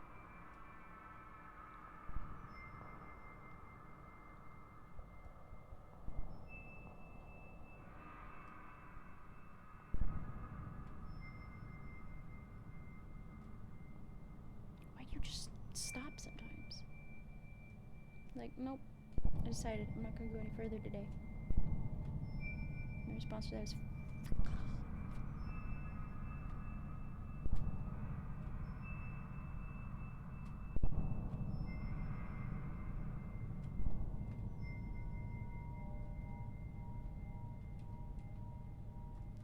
you got this, just land, it's okay. Wow. Shit. Okay.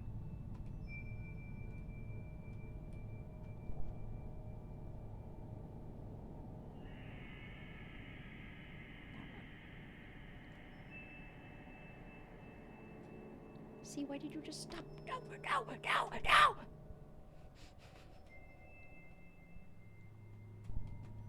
I really can't rage over any game, can I?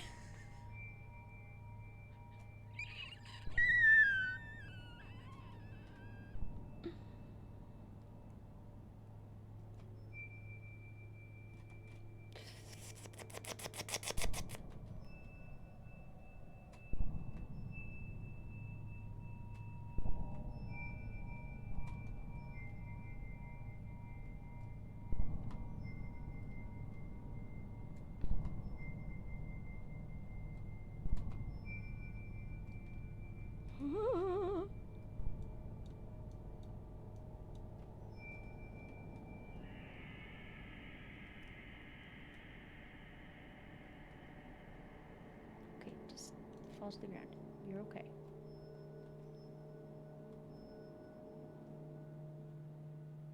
Why are you getting higher in the air?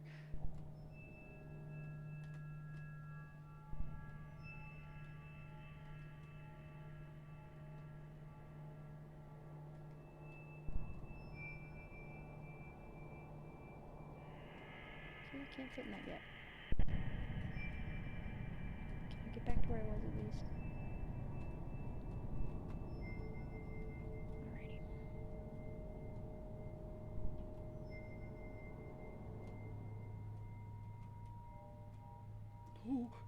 No!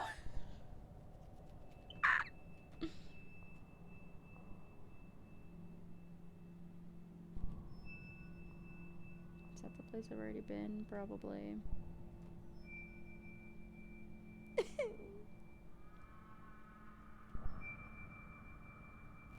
Oh no, I think that might be new. She's a disturbed individual lashing out at any perceived target. Don't listen to her.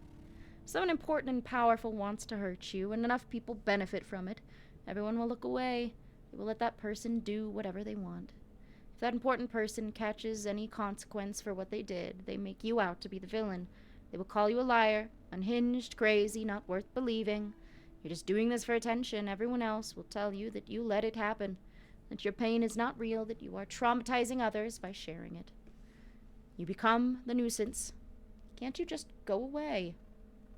Nothing about you is real anymore when someone important hurts you. The important person can do whatever they want, if enough people benefit from them. That's the rule. Social order is built on this.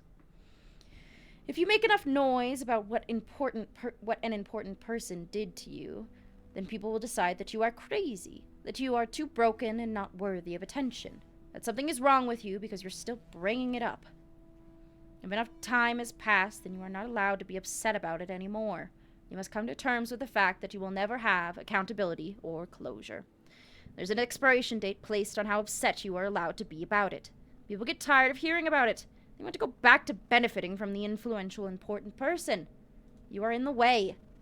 There's nothing you could do if you decide to make noise about it. You will have to make the pleasant type of noise.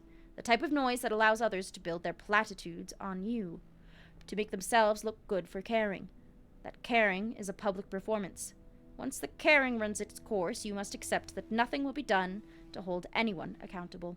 If you want them to actually walk their talk, then you are a nuisance and a liar. If you make noise, then you will always be the liar. If you decide to say nothing, then they will condemn your silence. They will say that you knew something and let it happen. That you were the one that could have stopped the powerful person, but you said nothing. That you could have done more. There's nothing you can do that will ever be right. Your pain will not be real to them. Your pain is only as real as those that benefit from believing you. I have nothing left to say. I have said it all in every possible way. Because of that, I am crazy. Still, I hold out hope that I will be believed, that maybe something will happen, and it will matter enough to be wrong. But, in the end, everyone fell in line. If you don't believe me, you can go see for yourself.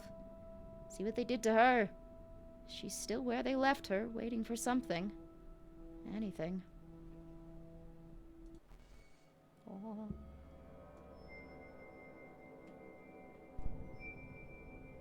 Spooky. Will the poems outside of the city be? I don't know. Also, does that not fucking count as one? Some of these, they go off, and then I'm like, does that not count as a memory? Because it's not added to my little pile of memories. So, what the hecky?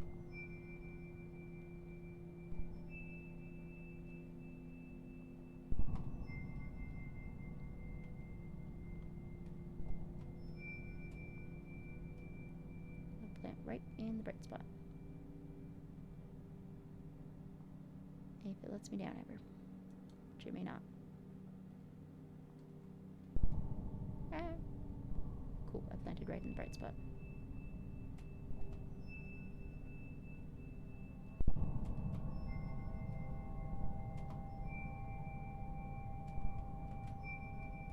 And right up here.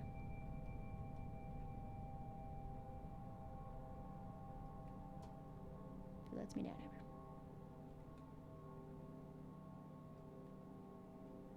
Here we go. Goodbye. I don't know why you don't count as a memory.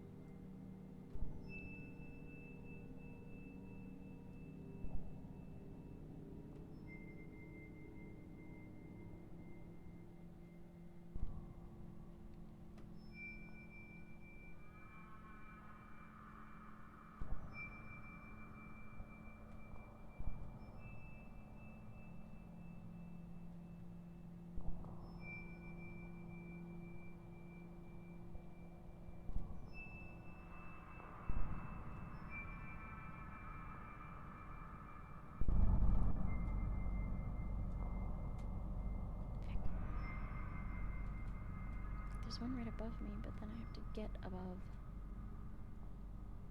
which is very hard. Can you two become a staircase for me? Maybe? Yes. Good.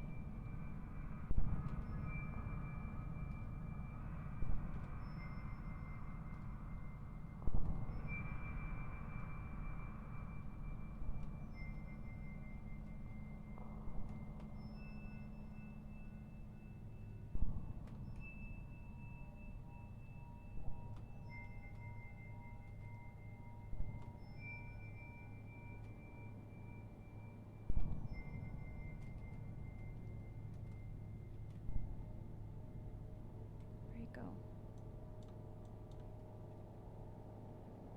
There. Is that what it was?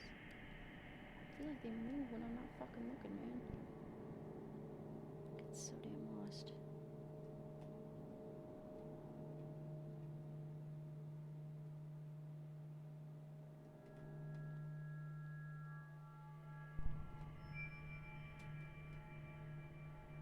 See that? Why did you just stop there?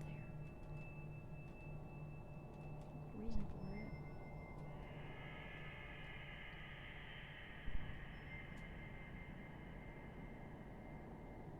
Puppity. That was a cool game.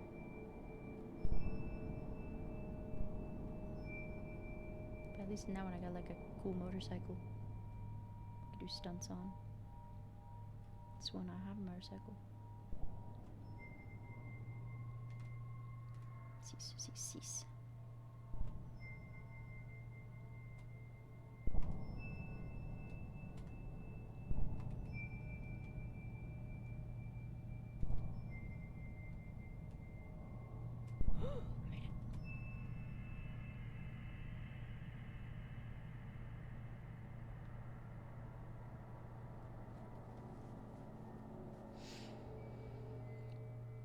Will you drop down, please?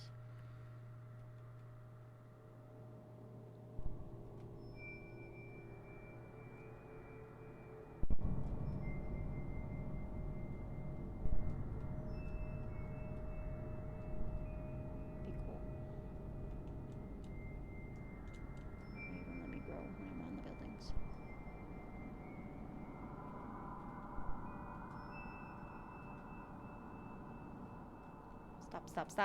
Stop, please!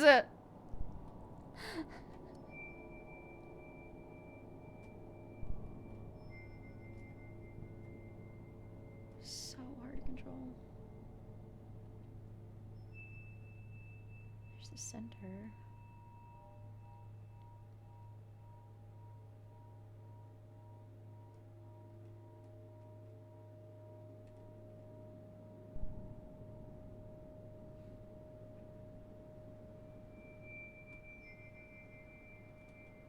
God damn it.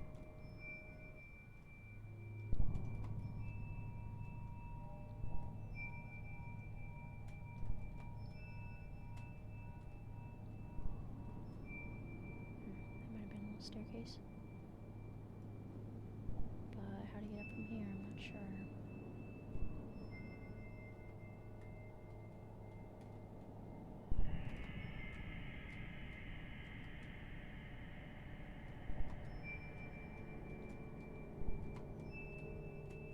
I keep hitting my head on the roof.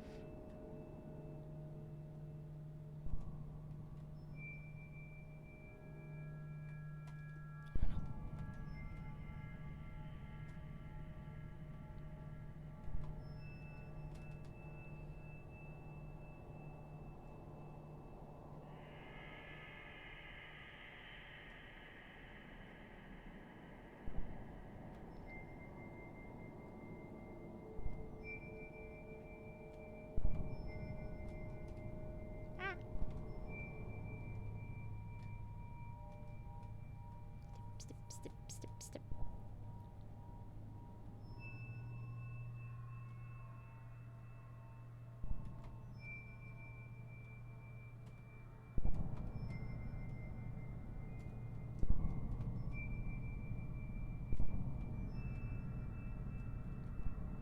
Slightly higher, maybe? I can't even fucking tell anymore.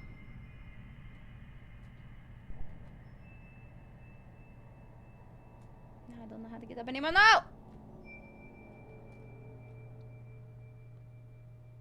Like I don't know if there's like a mechanic I'm missing. Am I supposed to be even going up? Is that the right way? I don't know. It looks like it's above me. So I'm trying to get up to it. Can't fucking figure it out though. Where'd it go? Yeah, there's one way up there. It looks like.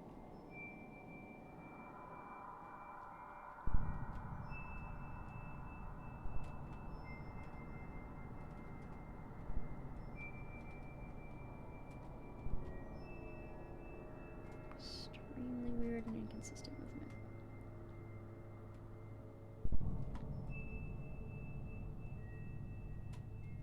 God damn it!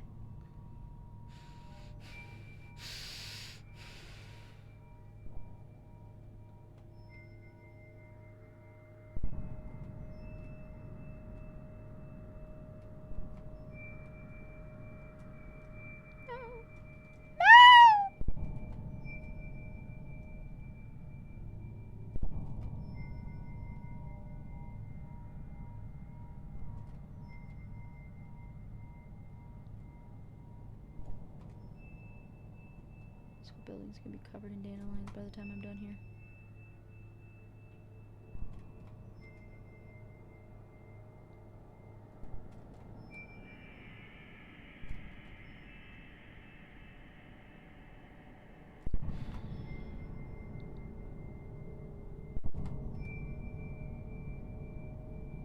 Fucking stop. I don't know what I'm doing. Seems impossible. No, no, no, no, no, no, no, no, no, no, no, no, no.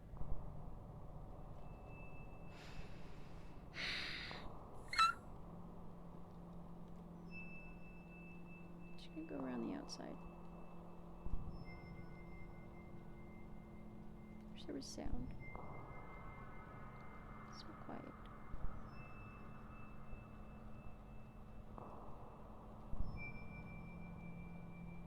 Get me out of here. I don't like it. I'm leaving.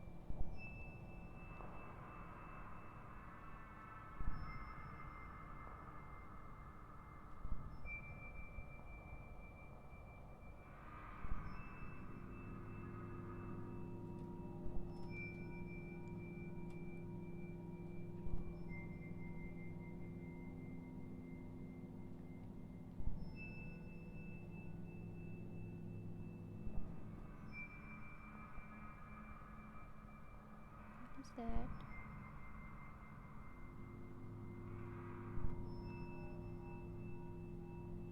Borb. Non-interactable borb.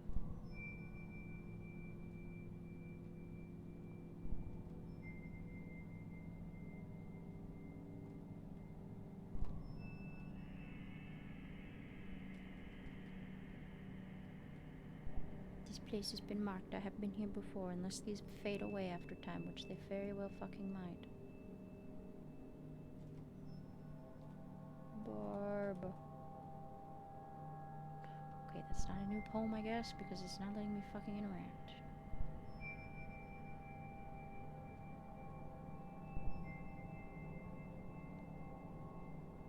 What's over there? Anything interesting? She's a liar. There are always two sides to a story. Is that a good sign that that pops up? Does that mean I'm getting to something? I don't know anymore.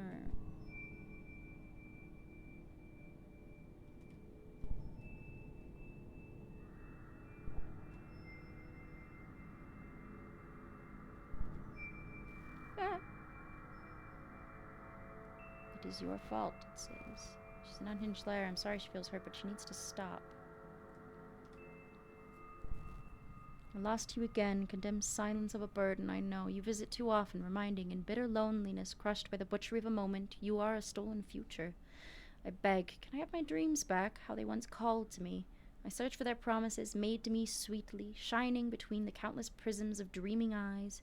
Their promised tomorrow, now taken, a loss never to be returned or made right, and I will never know why. You are possibility not to be realized, called by name, injustice.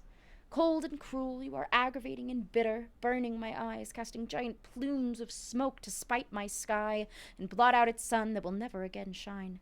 My heart beats weakly with you chained to my breath, mocking a loss that I cannot accept, this angered realization of a stolen future, one if only that will no longer be, yet you happened, and I will never understand why. Here it is that I ask again and again and again. Why? Why is the most consuming of questions? Why's pointless twisting path leads me back to the beginning, after another end? Why did it happen? Why didn't I? What did I do to deserve this? Please just tell me why.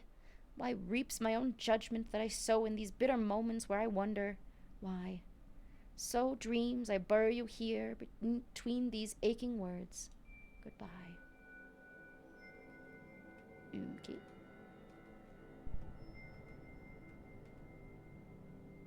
Okay, so that's like the PNG of a poem that I have gotten. And it is your fault is where that one was. So now we're gonna go look for the other ones.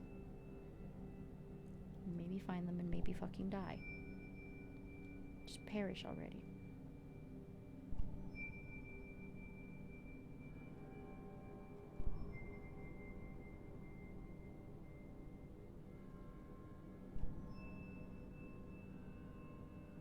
Is that where I started?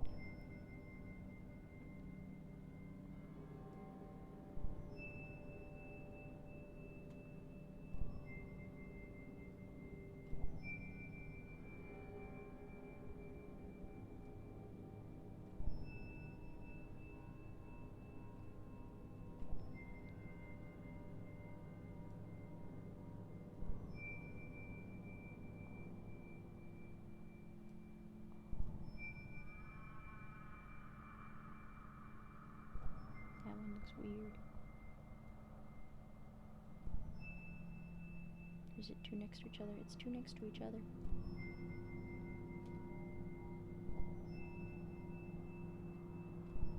Yes, that one's been collected. I think that might be where I started then. I can't tell.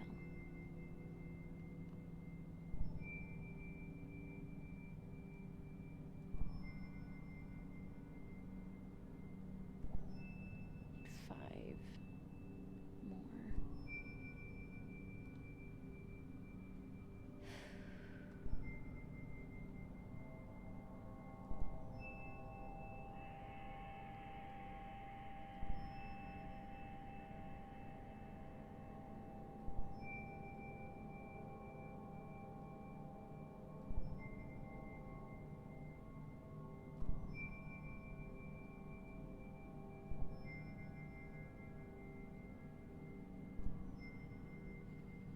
It's getting late. I didn't think this game would take so long.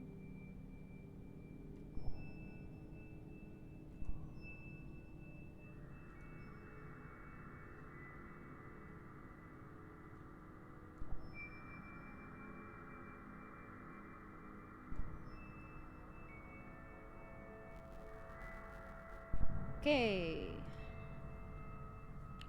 How much more? How much more, God? As much as you can stomach and more. Grief, fear, then dread.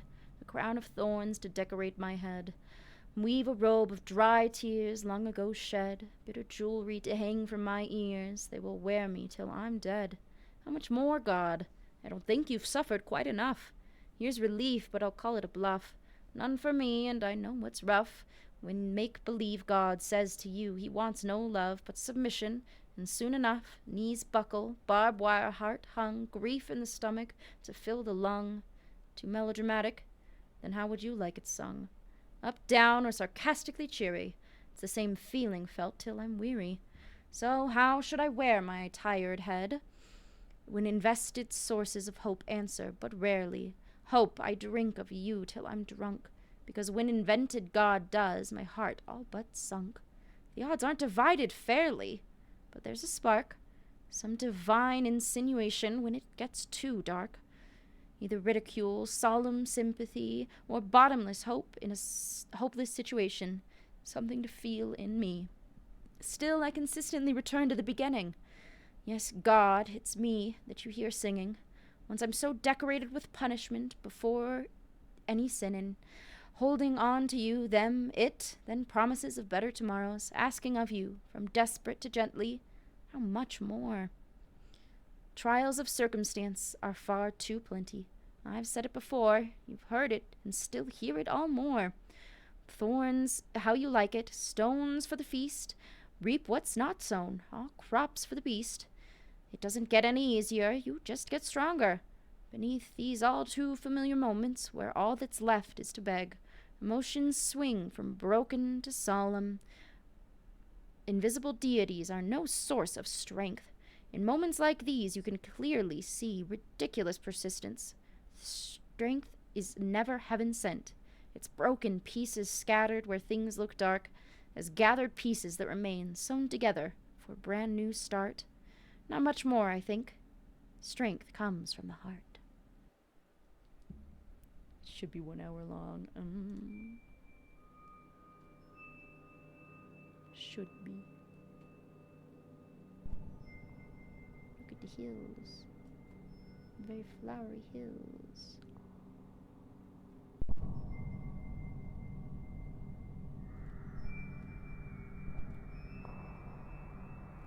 Ah.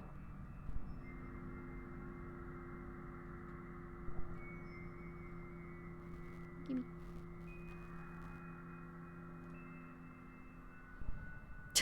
Shush. Even as I stare into the absolute pit of eternity's gripping darkness, I can see the radiant hope of stars. Look how beautiful you are. And I can say that I knew you, in this winding display of lost moments and chance. Even I hear its music tonight, among a whirlwind of planets and knotted seconds that dance. I'm carried by rays of invisible light, holding an endless stream of memories that slip from my hands, that slip right out of sight. Still, how alive you are. Unafraid of stillness, hearts beat generously here, just to give us another moment. Even in a precious moment's surrender, all things pass. As time insurmountable reaches past to race away into the cosmic splendor of forever. I, the sandcastle, facing tides of carefully measured seconds, claim that space that I am from grains of counted sea glass. For even among the radiant hope of stars, before death, unknown dreams, heartbeats, precious breath, I am a moment in these cosmos too. These are good poems. And if I have to fucking travel 27 miles to find any of them.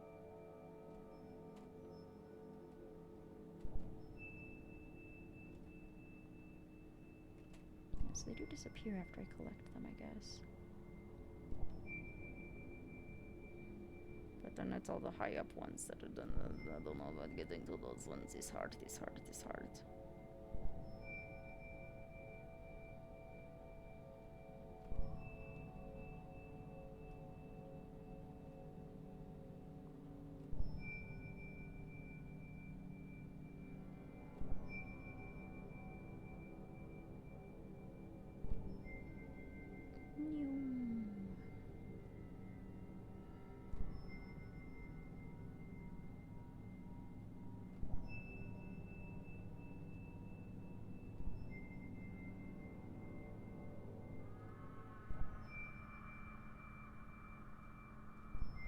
No, I don't want to be in the buildings. I hate it in here.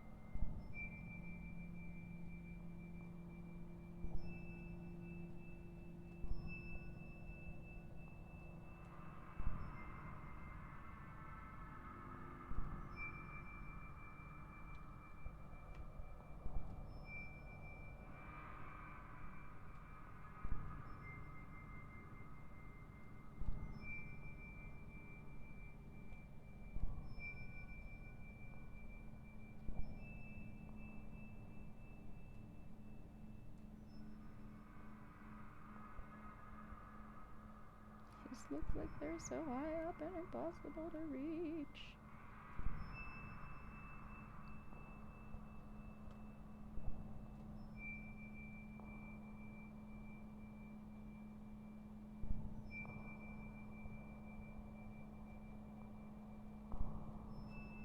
Like it's gotta be up there, right? So how do I get there?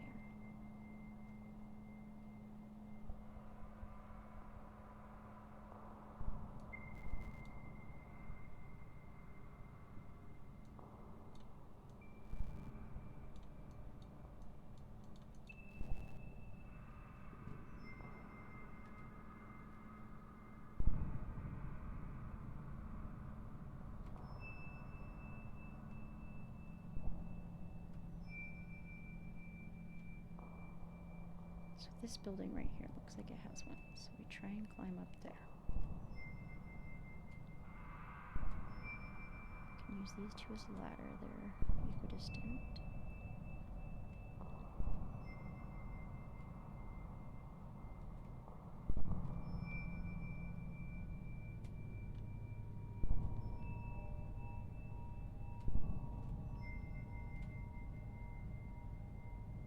This is one of the ones that I tried to fucking climb and couldn't figure it goddamn out.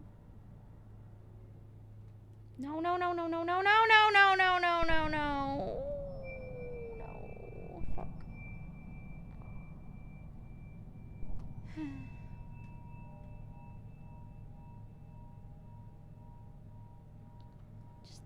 Just go back down.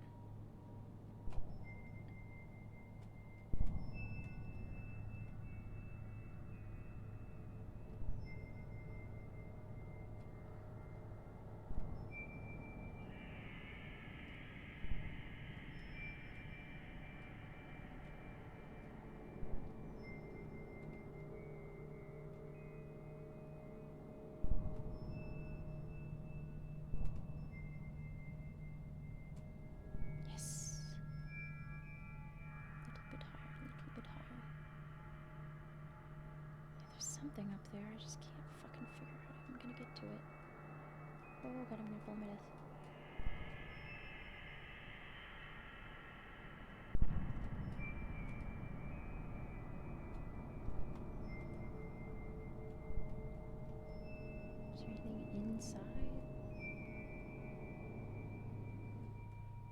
Why did you go that far? I didn't want you to. You just did it. I can go back and forth between these two.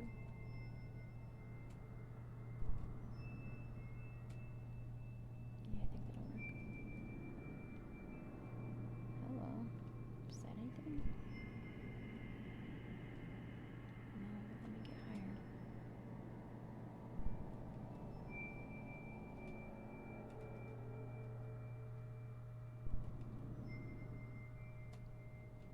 Okay.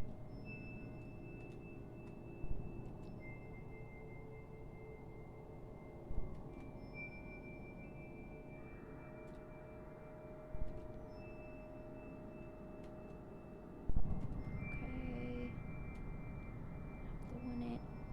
No, no, no. Why are you falling?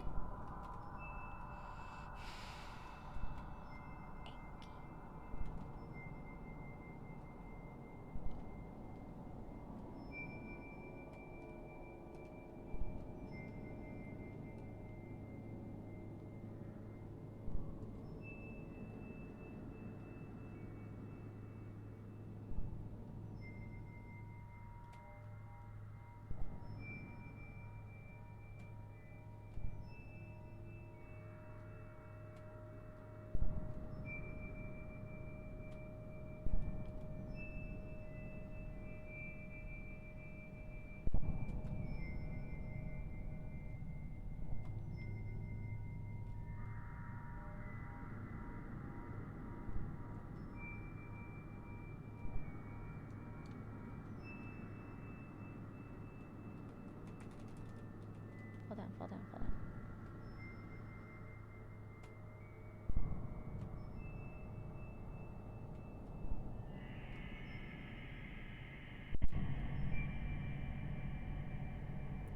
Shit. Come on.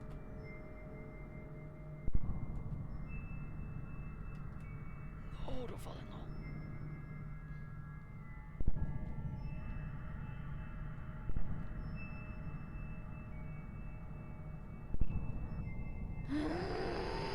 Miracle. Okay, let's go. Faith. Can I believe in fairy tales when all good it fails, crushed beneath 1,000 hells of our own devising? Can I believe in love? Curiously, I'm surmising, when too many walk as heartless shells, cursed by that faith of the deaf and songless. What peace should I find? Time wears out even the strongest. And no, it's not all just fine. When I ask, will that same fate be mine? Breaking angels take the longest. There is only one more fairy tale left, I think. This place, this planet, has been here for incomprehensible time. Always twisting, changing, growing, shrinking, breaking. It is ancient compared to anything that lived, if we must compare. Some things are so old that they are no longer measured. They loop back around to the beginning, twisting along with time. Time carries these things. Time can be an empty hollow. Time can be full of memories. But there is always time. This planet has time. It has time to heal, to remember all its forms, to invent new ones. Nothing that lived here can compare to how ancient it is. Species have come and gone, but this place remembers it all. There are spirits here, presence that is old as the earth itself. You used to be able to feel them when you stood in the clear, glittering sea or climbed great mountains dotted with ancient forests. You could feel how old life is, things that have always been which time cannot consume. Never mind the dead. Nothing really disappears. Everything dances between being and not being. I need you to understand this as you consider the spirit of this long-extinct flower. I see you following her around. One flower that used to live a long time ago. Look how beautiful life is. The flower's spirit is electric, a prism of light taken apart, put together, pulsating with defiant dreams. She's just like the sand in the rivers that once were, the twisting green trees that whispered our secrets between dancing leaves, the animals that played, all so full of life everywhere. You see their spirits, don't you? Maybe you don't. Still, their spirits are here, waiting for the earth to heal. Nothing ever disappears. There are things too beautiful, too precious to just vanish. Something so loved doesn't just diminish. Something so loving can't just go away into nothing. This flower is one of them. Her spirit is strong. I admire it. Even if extinct and long ago dead, she still dreams of growing. Seeds that dance on the wind, taking root in rich soil, stretching leaves and flowering limbs. Then all over again. What a dance it all was, and maybe still is. This flower is remembered by the earth. Nothing ever truly dies, no. I think maybe she can heal the hurt that they left. There's a great deal of sin that scars this place. They crushed this one beautiful spirit. Something is bound in the center of the city. It can't go away. It struggles to let go.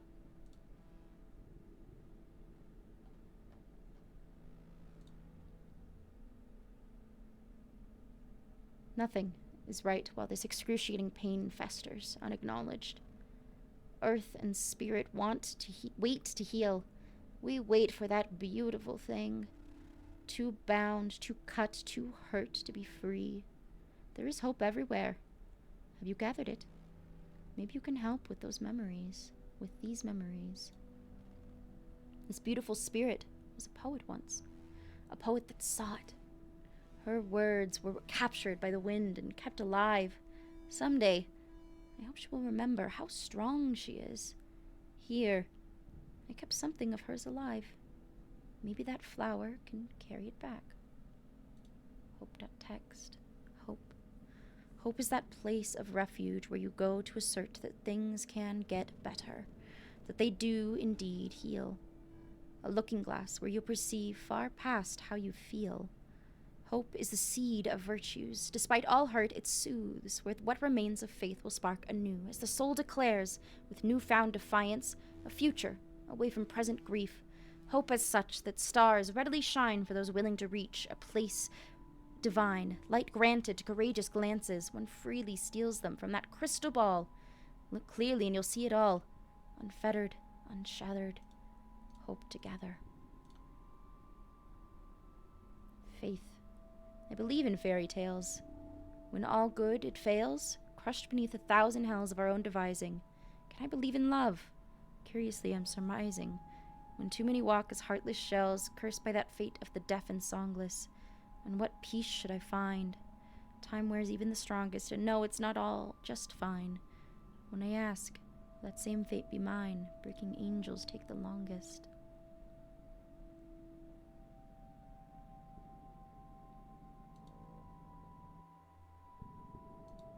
Okay, I think that's it then. Yeah, okay. Click 0. Oh, I guess it's instead of 10. Wow, that rooftop loomed. There's one right over there, too. Hopefully we can reach it without fucking beefing it. Do not. Please, yes. Can I get there without falling? Ah! The answer was no! Shit. Well, we know where it is at least. I just have to find a path up.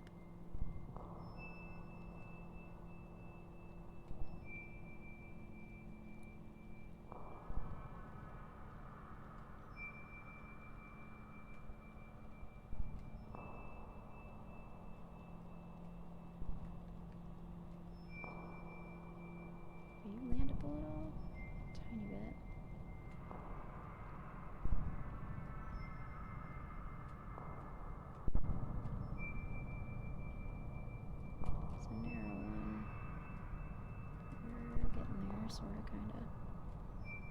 slowly but surely. Fuck. Oh, no, you're okay. You saved it. Okay, made it up here. Where was our goal?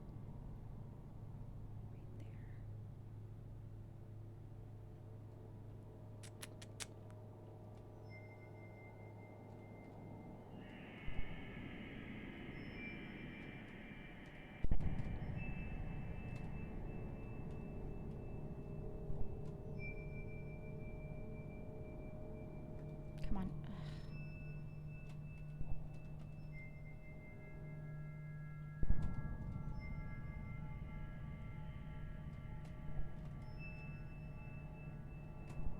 Getting much higher.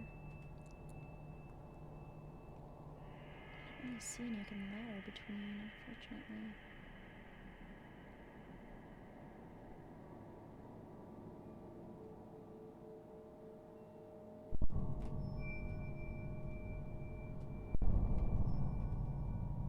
No, why did you...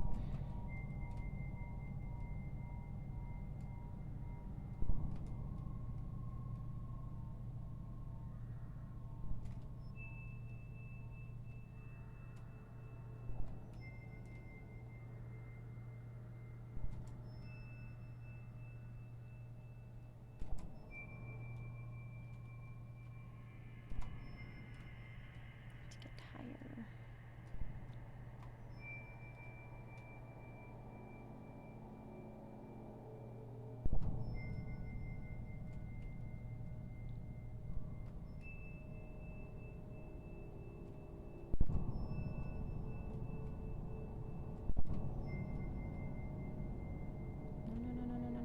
No.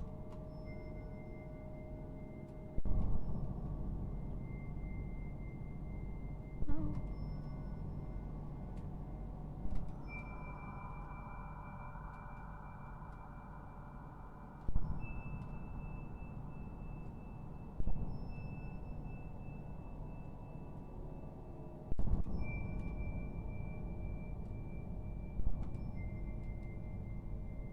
Just be better at uppies, please. Make me so mad. Why? No.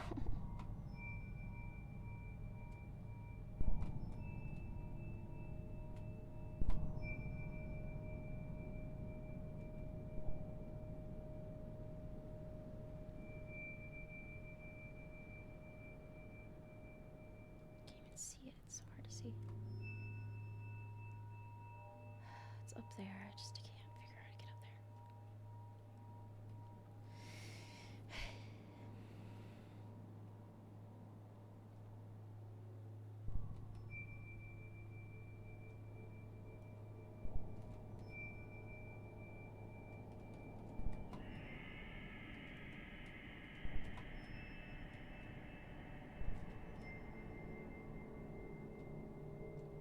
No.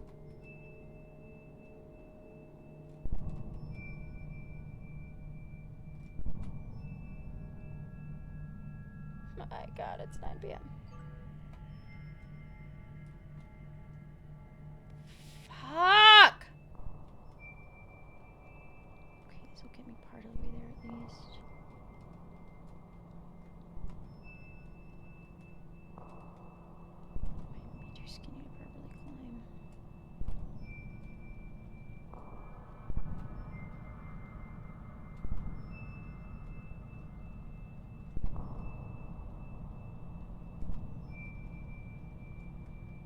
No, come on. No!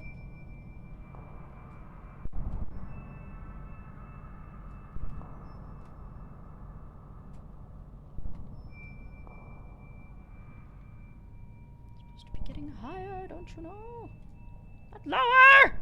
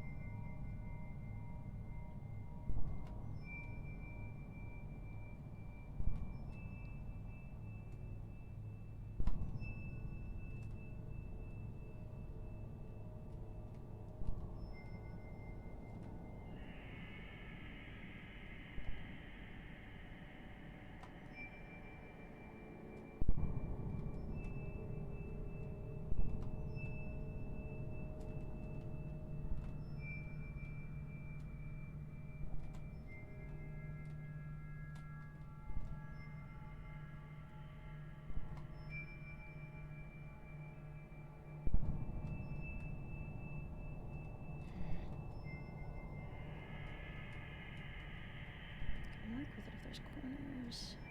But then the corners, the gap, so it's not as easy.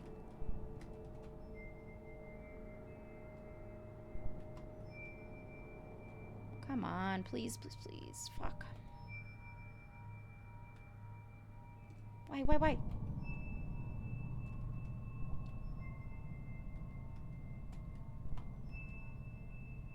Yes. Okay. I can't fucking see, no. Land.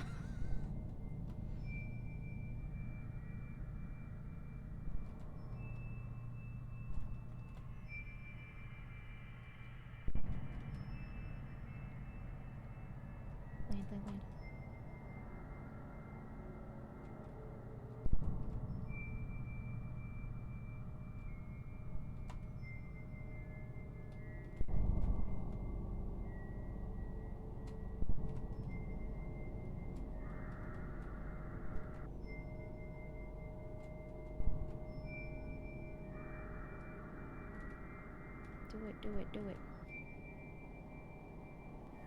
Fuck. Okay. No. Shit.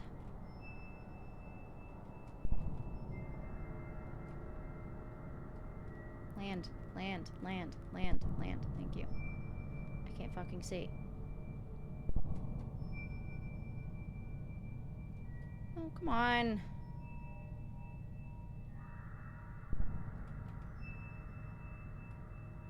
No. Come on. Why do you make this so goddamn hard for me?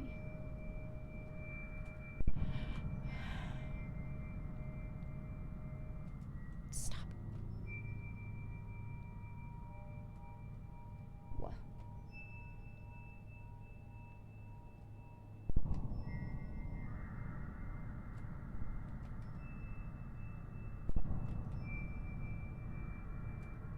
Why do you not land there?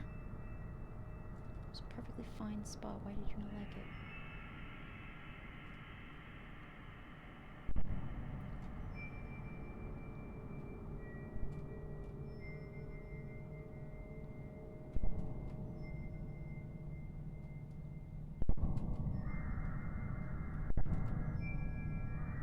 Oh my god. So close now. Yes. Thank God. The little ones. Did a burb. Ever since anyone could remember, humankind had to assert that they were the best, the most superior beings on this burnt, worn earth. Humanity is better, smarter, more powerful than anything that ever lived. We've thought this for so long that we forgot why we started believing it in the first place. Eating the world, draining the water, cutting the forest, creating deserts that stretch from one end to the other. To sustain this need to prove ourselves that we are better. Could have been. A dead tree is more valuable to us than a living one. A dried river more profitable than one that holds water, because scarcity is good. Life is a resource for us. Our greed is a necessity. It serves a greater purpose. That purpose is us. Ever since I could remember, we strangled life. This eventually grew into not tolerating any life other than our own. Man had to snuff out what remained of the birds, the insects, the other life. Literally anything else living and breathing. Couldn't tolerate pets anymore. Some justification or another, I can't recall. There was always justification. It always made sense. I used to believe it, till I got to know what we were killing. Somewhere in the desert, I found a small colony of birds. Tiny things, I think. They were like sparrows or a type of hummingbird, like in the old books. I was appalled at first, and then in awe. I never saw something else, other than us. They were so small, jumping around, busy doing little silly things. They could fly. I never saw anything like it. How wonderful that must have felt to them. How the air carried them here and there. They were afraid of me, as they should be. I don't know why, but I kept going back to that place to see them. I know I should have told someone that birds lived there, especially since they live so close to people and maybe posed a threat. Some justification as to why they are dangerous or another. Always justification, but so that they could be exterminated. But I just couldn't get myself to tell anyone about them. I started bringing them food. I didn't know what they would eat, but seeing that they didn't have much, I brought water. Sometimes I mixed it with sugar. It started trusting me. The first time one drank from my hand, I cried. It was so small, so frail, but it trusted me. At first I didn't think they could feel. I didn't think that they could care or that they felt pain, but I don't know. I watched them. They cared for each other. That one that trusted me kept following me around. I thought at first that it just wanted food, but it didn't care about food anymore. It would play in my hair and I would pet it. It was so small. The longer I spent with it, the more I felt like I understood it. It had feelings. It liked things and disliked other things. I went back often. Sometimes I visited just to talk to them. There was something about them. It felt like they saw me. One time I was crying so hard, burying my face in my hands. I was lying on the ground crying, absolutely shouted about something bad that had happened to me. Around people I had to hide. I lost my place. When I was sad, because we called that a weakness. As I lie there, some of the little ones flew to me. The one I befriended sat on my face, attacking any other that came too close. I felt like it was protecting me. I felt like it cared. It wanted me to be okay. After that, I couldn't other them anymore. They were alive, just like me. They cared about things, just like me. They loved. They made me laugh. They could be so silly. I never felt loved the way I felt loved by them. Eventually, someone followed me to that place and found the birds. They reported them. The exterminators came.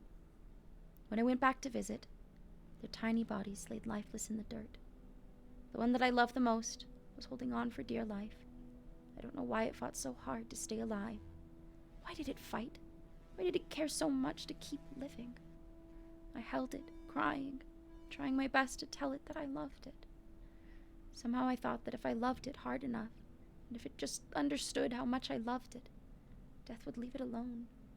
Something that's loved so much can't just die. I held it until its body grew cold and hard. I couldn't stop holding it. It felt wrong to put it down. I kept crying, telling it that I loved it, hoping that something would happen, but it was dead. Now I can't understand why. Something so small, so silly, a life so tiny. Taught me what love is. I said of these birds that they don't feel, that they are less than us, that they just function, but I don't understand anymore. How can we say that of something we never even got to know? How can we say that we are great when we kill something so small and precious, for no other reason than it is alive and we are better than it? I can't understand. Something so precious, so loved, can't just go away after it dies. You can't just dissolve a spirit so beautiful. Something loved can't just vanish like that. I miss the birds. They didn't deserve us. Help. The tower called grief. Someone stole the sun. A tower called grief. It hovers just above me, casting its shadow periodically. Every day in my way I can't see. I promise myself daily death, not another breath longer, not another day beyond this one. Another I must brave, but I'm not brave. Still I am here, alive, my miracle. Maybe it's a miracle, if you say. A terrible blessing, undisguised, my breathing burdened. I wish it were no longer just to escape that tower. I'm not stronger. Every day a battle, every moment a struggle, how horribly it all towers. I want justice. This is my end, because I can't escape this shadow. Wherever madness goes, the sadness knows it by name. I am abandoned before its gate, this tower called grief. Still, towers crumble, gates rust, shadows dissolve. Someday, in some way, I'll find my way back to me. I'll be free. Emotions.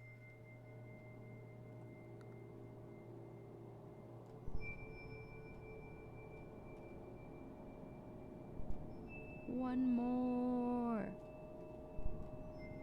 said the tower called grief. Wait, I have to climb it. Gather memories of yes, I know that. I'm working on it. I'm almost there. I'll be back soon. Nonetheless, to win.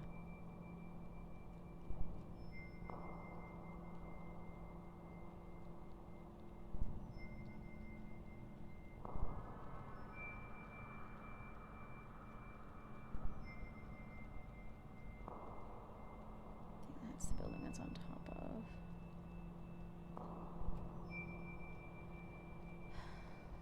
So we gotta find a way up.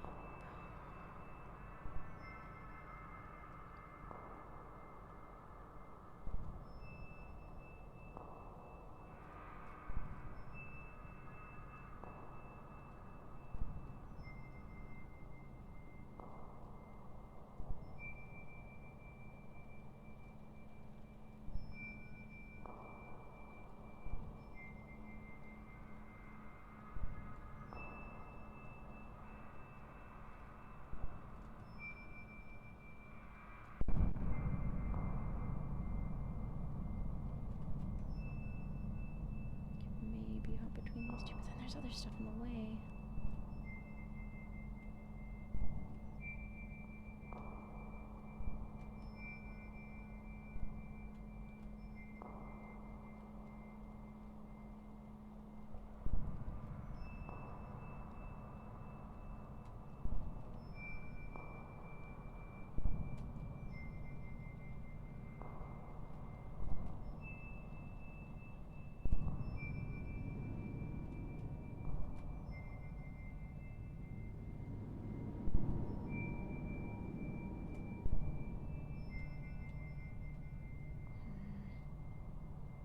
Can't get around that. Maybe these two then.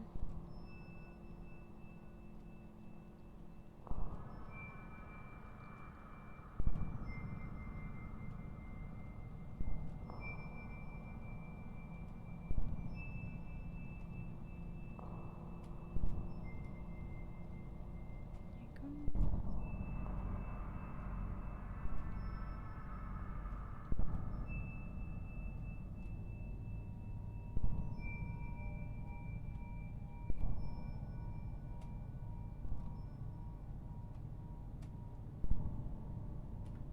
Ah. What?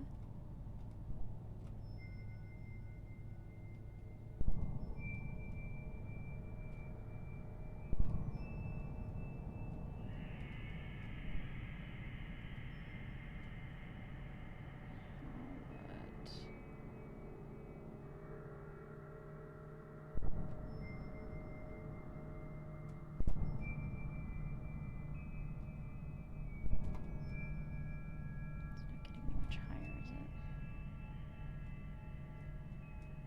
That fucked up! Shit.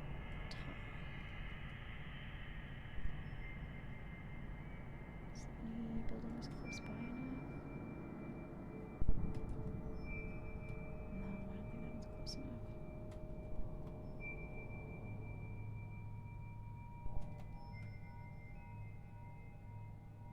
Come on.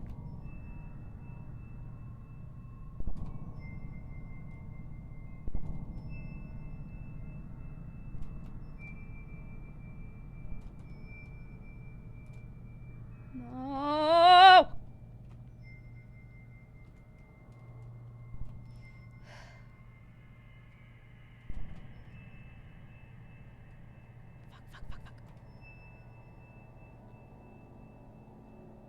Why? Oh, it's so annoying. Oh no.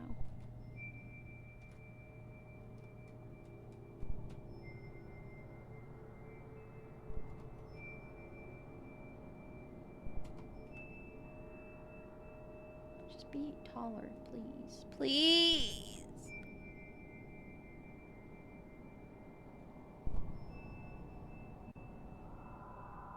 No.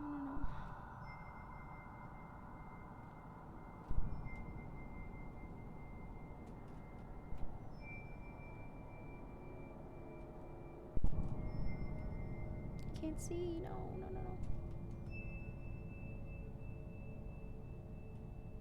Okay. No.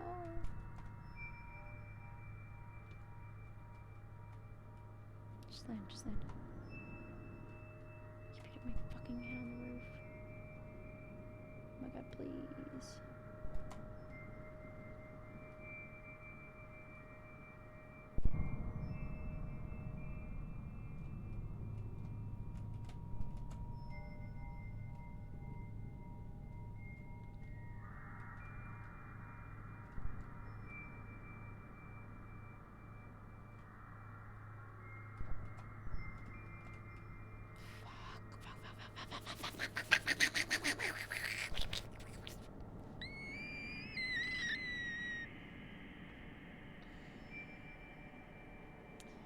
I feel so far.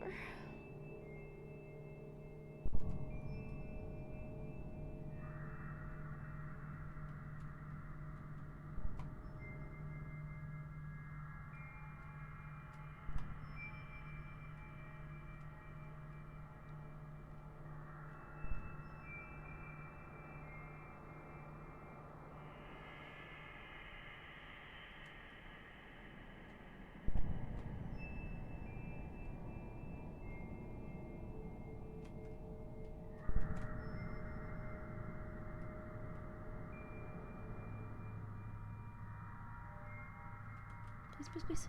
Okay.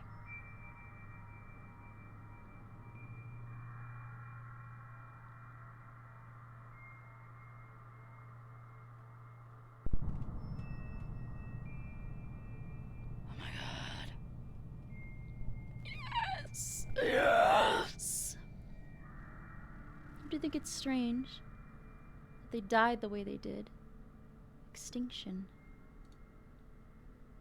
I think we will die up here.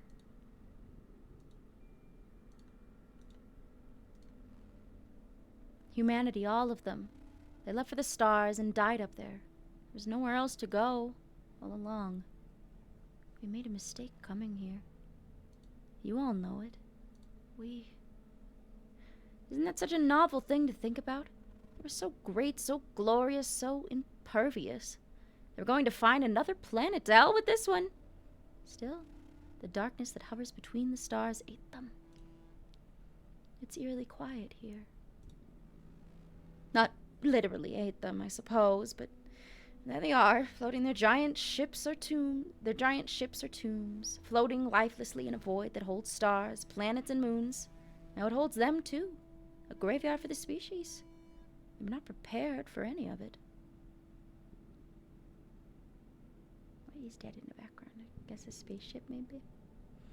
No, but don't you think it's all a little bit strange?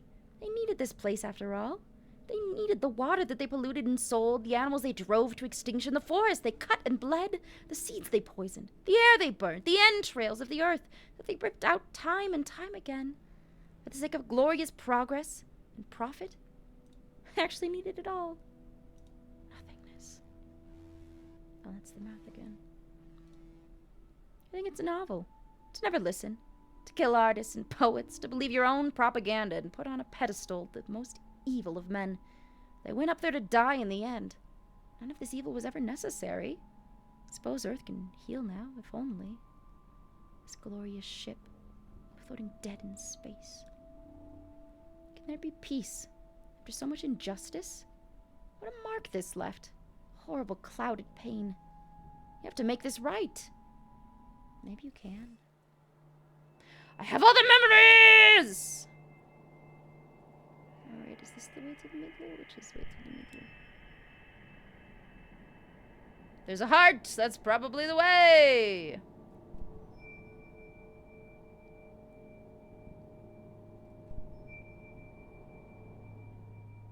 Whee!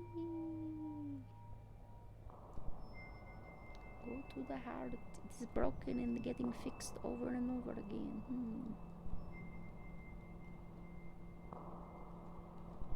Wee!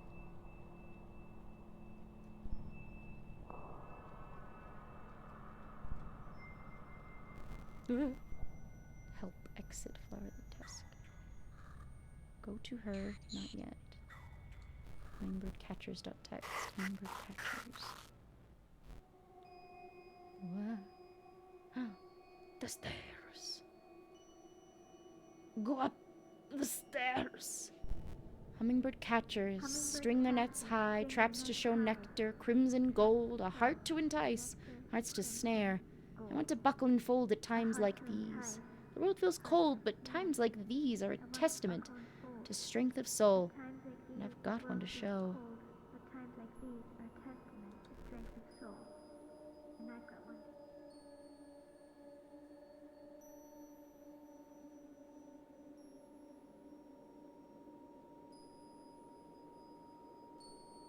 Hummingbird nets cast, how long will it last? Great men do unspeakable things, the greater believe it helps them win, but greatness isn't measured by the weight of sin, it's measured by the strength within. What you do and put another through. It's measured by the strength within. What you do and put another through.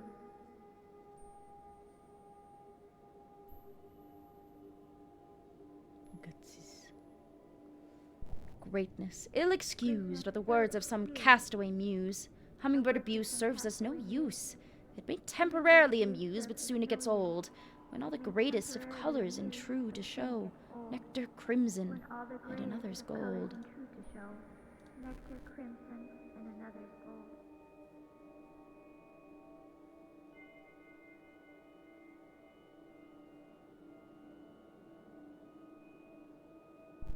Hummingbird snatchers, either collecting hearts and wished upon stars, messengers beating wounded drums.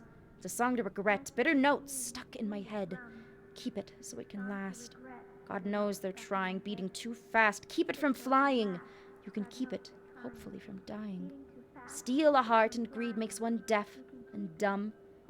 Feel my stolen heart thrum. Steal a heart and greed makes one deaf and dumb. Feel my...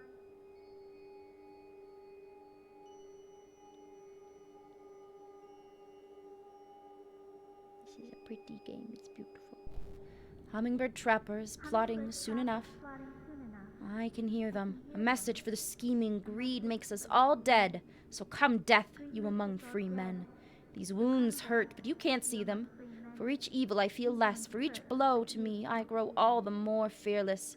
So come face me, dear bitter demons, and tell them boldly that I too am a human being. So come face me, dear bitter demon, Hurry, I don't want and to tell look. them boldly that I too am a human Just open up my notepad so I could save it.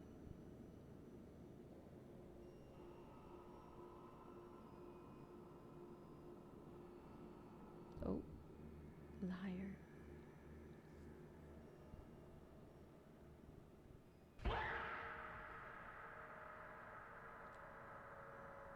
I wish all these clinically insane women that scream rape at every given up moment to actually be raped just for them to realize how lightly they toss that turn around. Jesus. I know nothing about this except that no man has ever sexually harassed, let alone fucked this woman. Damn. Is that thing even human? If this didn't happen to you, nobody would know you exist. You're a victim for attention. How do you even get it up when trying to rape something like this? Jesus, this woman expects me to believe that someone fucked her. The entire woe is me, everyone is against me contains absolutely nothing that proves anything. People don't believe her, it's a good thing. No soul behind those eyes. I don't even know who would try to rape you, bro. Ugh. You will be remembered as a genius while you will be remembered as a lying, ugly bitch. All because some whore made a false rape claim. She deserved it. The accuser is jealous and wants money. She is the problem. She's a liar, whore. No one would fuck this goblin. She looks dangerously unhinged. Honestly, I don't believe your story. You swung at me with unhinged rants. I think you're a loony who caters to other loonies. I don't understand. It's just an accusation. She's so incoherent. There isn't a modicum of soul within her eyes.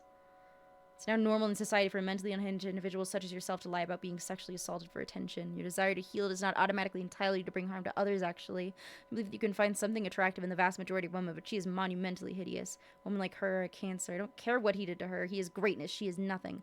What the hell is that thing, and who would want to do anything sexual with it?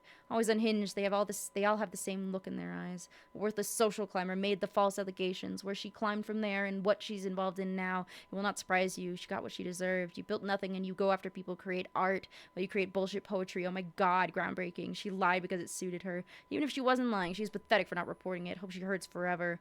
Oh, look, this attention seeker self. Poor baby. Glad she got what she deserved. I can't get over how his entire life was destroyed because he was accused by a whore. It makes me so fucking mad. All it takes to ruin a man's career is an accusation. No proof, no trial, no conviction. Pity points count, right? Besides, that is what violent crimes are all about, for women like you to exploit for personal gain. And not only that. Yeah, no kidding. Truly hope this woman can get the professional help she desperately needs. Watching this unhinged breakdown and her attacking others in real time has been disturbing. She just lashes out at anyone and anything because of unhealed sexual trauma. Don't believe her. She makes us real victims look bad. She should just shut up and get help. Ugh. Look, the attention, seek yourself. Poor baby. Glad she got what she deserved. Even if she is right, what happened wasn't rape. He did her a favor by giving her work, and she had agreed to work with him. That's her problem. She could have walked out. Whore. God. You're a lying, demonic whore. She should only be known for destroying someone's career. I feel bad for her. She's a deeply disturbed, sick individual. She needs help. Can't believe we're talking about her again. People that provide a lot of evidence being very verbose is often a tactic used by abusers. Tried to listen to her. She's clearly hurting, but for the life of me. Oh, man, I think that's all of them. Delete all. Thank you.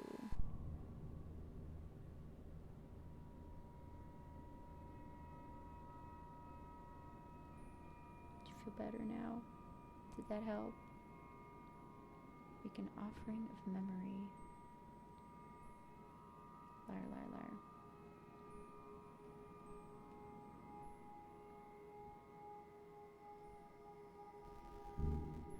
Feel the weight of loss is almost unbearable. Presence of grief makes the air hard to breathe.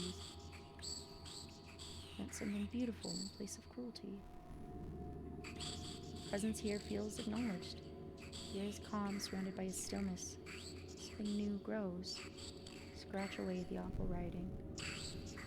Time slowly weathers the writing off the wall. Cut her down. You can reach her now. Oh.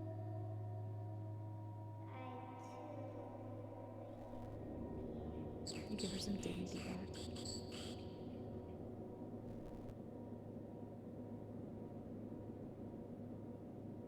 You look spooky, but that's okay. Poet, why did you help me? Flower, you don't deserve this place.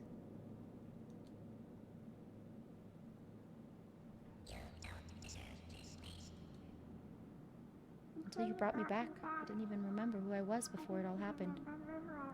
Why don't you come home? I don't know how. I can't. It hurts so bad. I don't know how to move on. It's okay. It's time to go home. How? I'll take you. We can go together.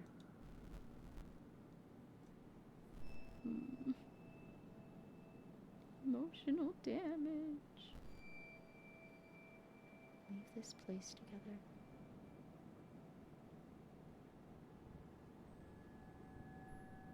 Dandelion through a crack. She's alone to color gray stone. I wonder how she does it. Go up in the sky. Is that the destination? Even when no one loves it. What's her source of strength, I wonder? It seems endless. When she goes through great lengths just to grow, just to show her blooming face in an unwelcoming place. Not sure where I'm supposed to go. Although stepped on every day, her head so high in the morning. Just down to the floor, I don't know.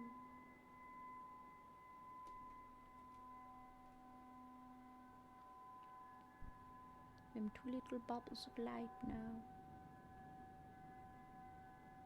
Does anything exist outside of the city? It kind of doesn't look like it. Oh my god.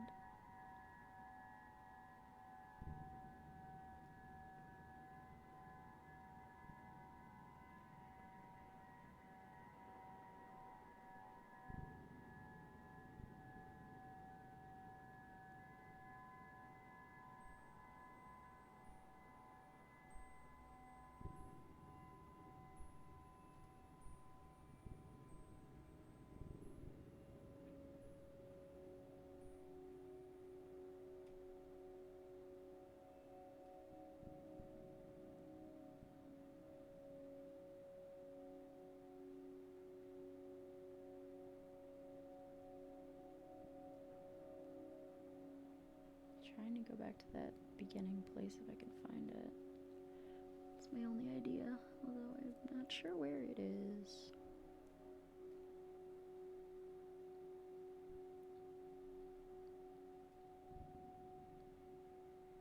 It's getting wider. It's over. I guess I did it. Ah!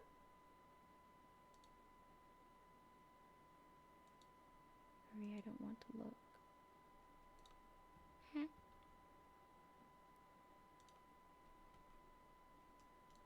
Did I do it? Is that the end of the game?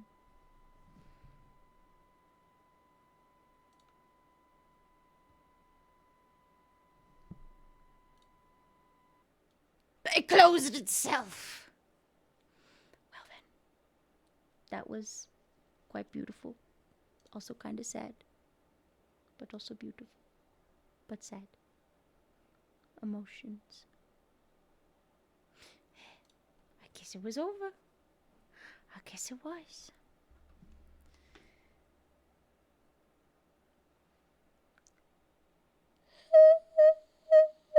Anything else on my karaoke list?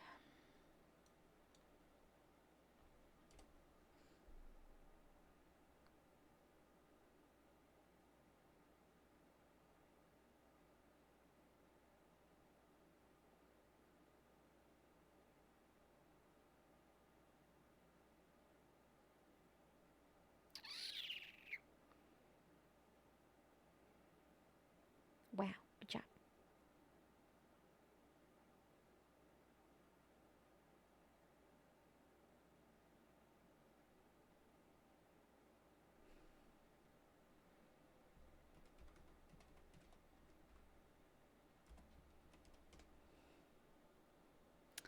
I'm gonna try this one again.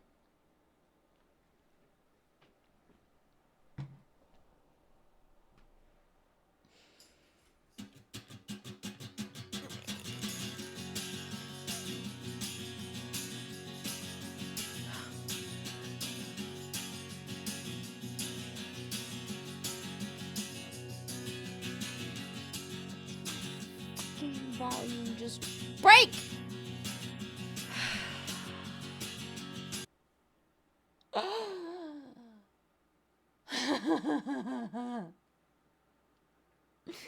Well, at least I'm already leaving anyways. What's the fucking acapella one? God damn it.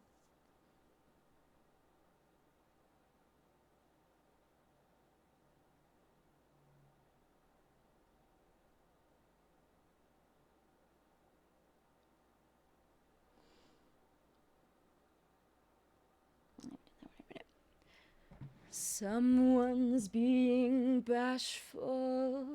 That's no way to me. That's no way to be. Not with me.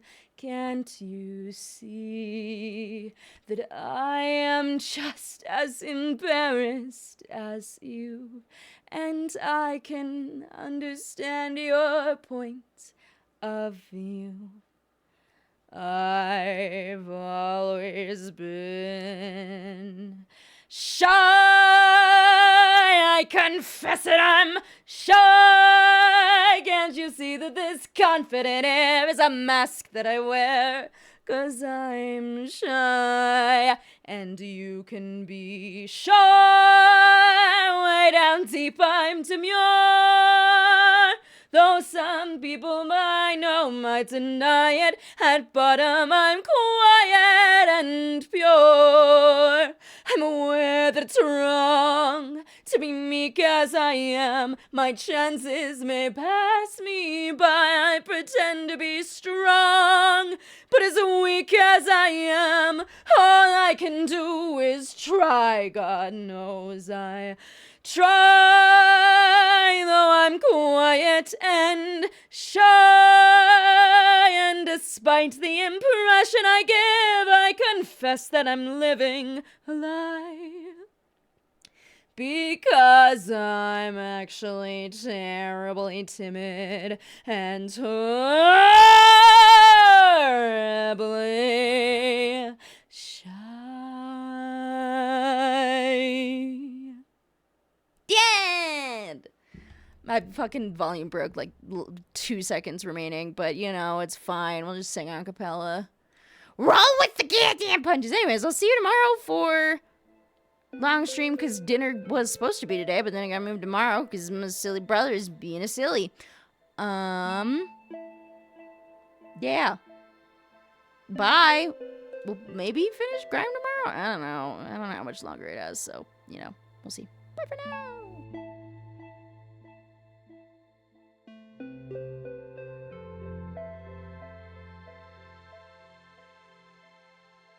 Bye.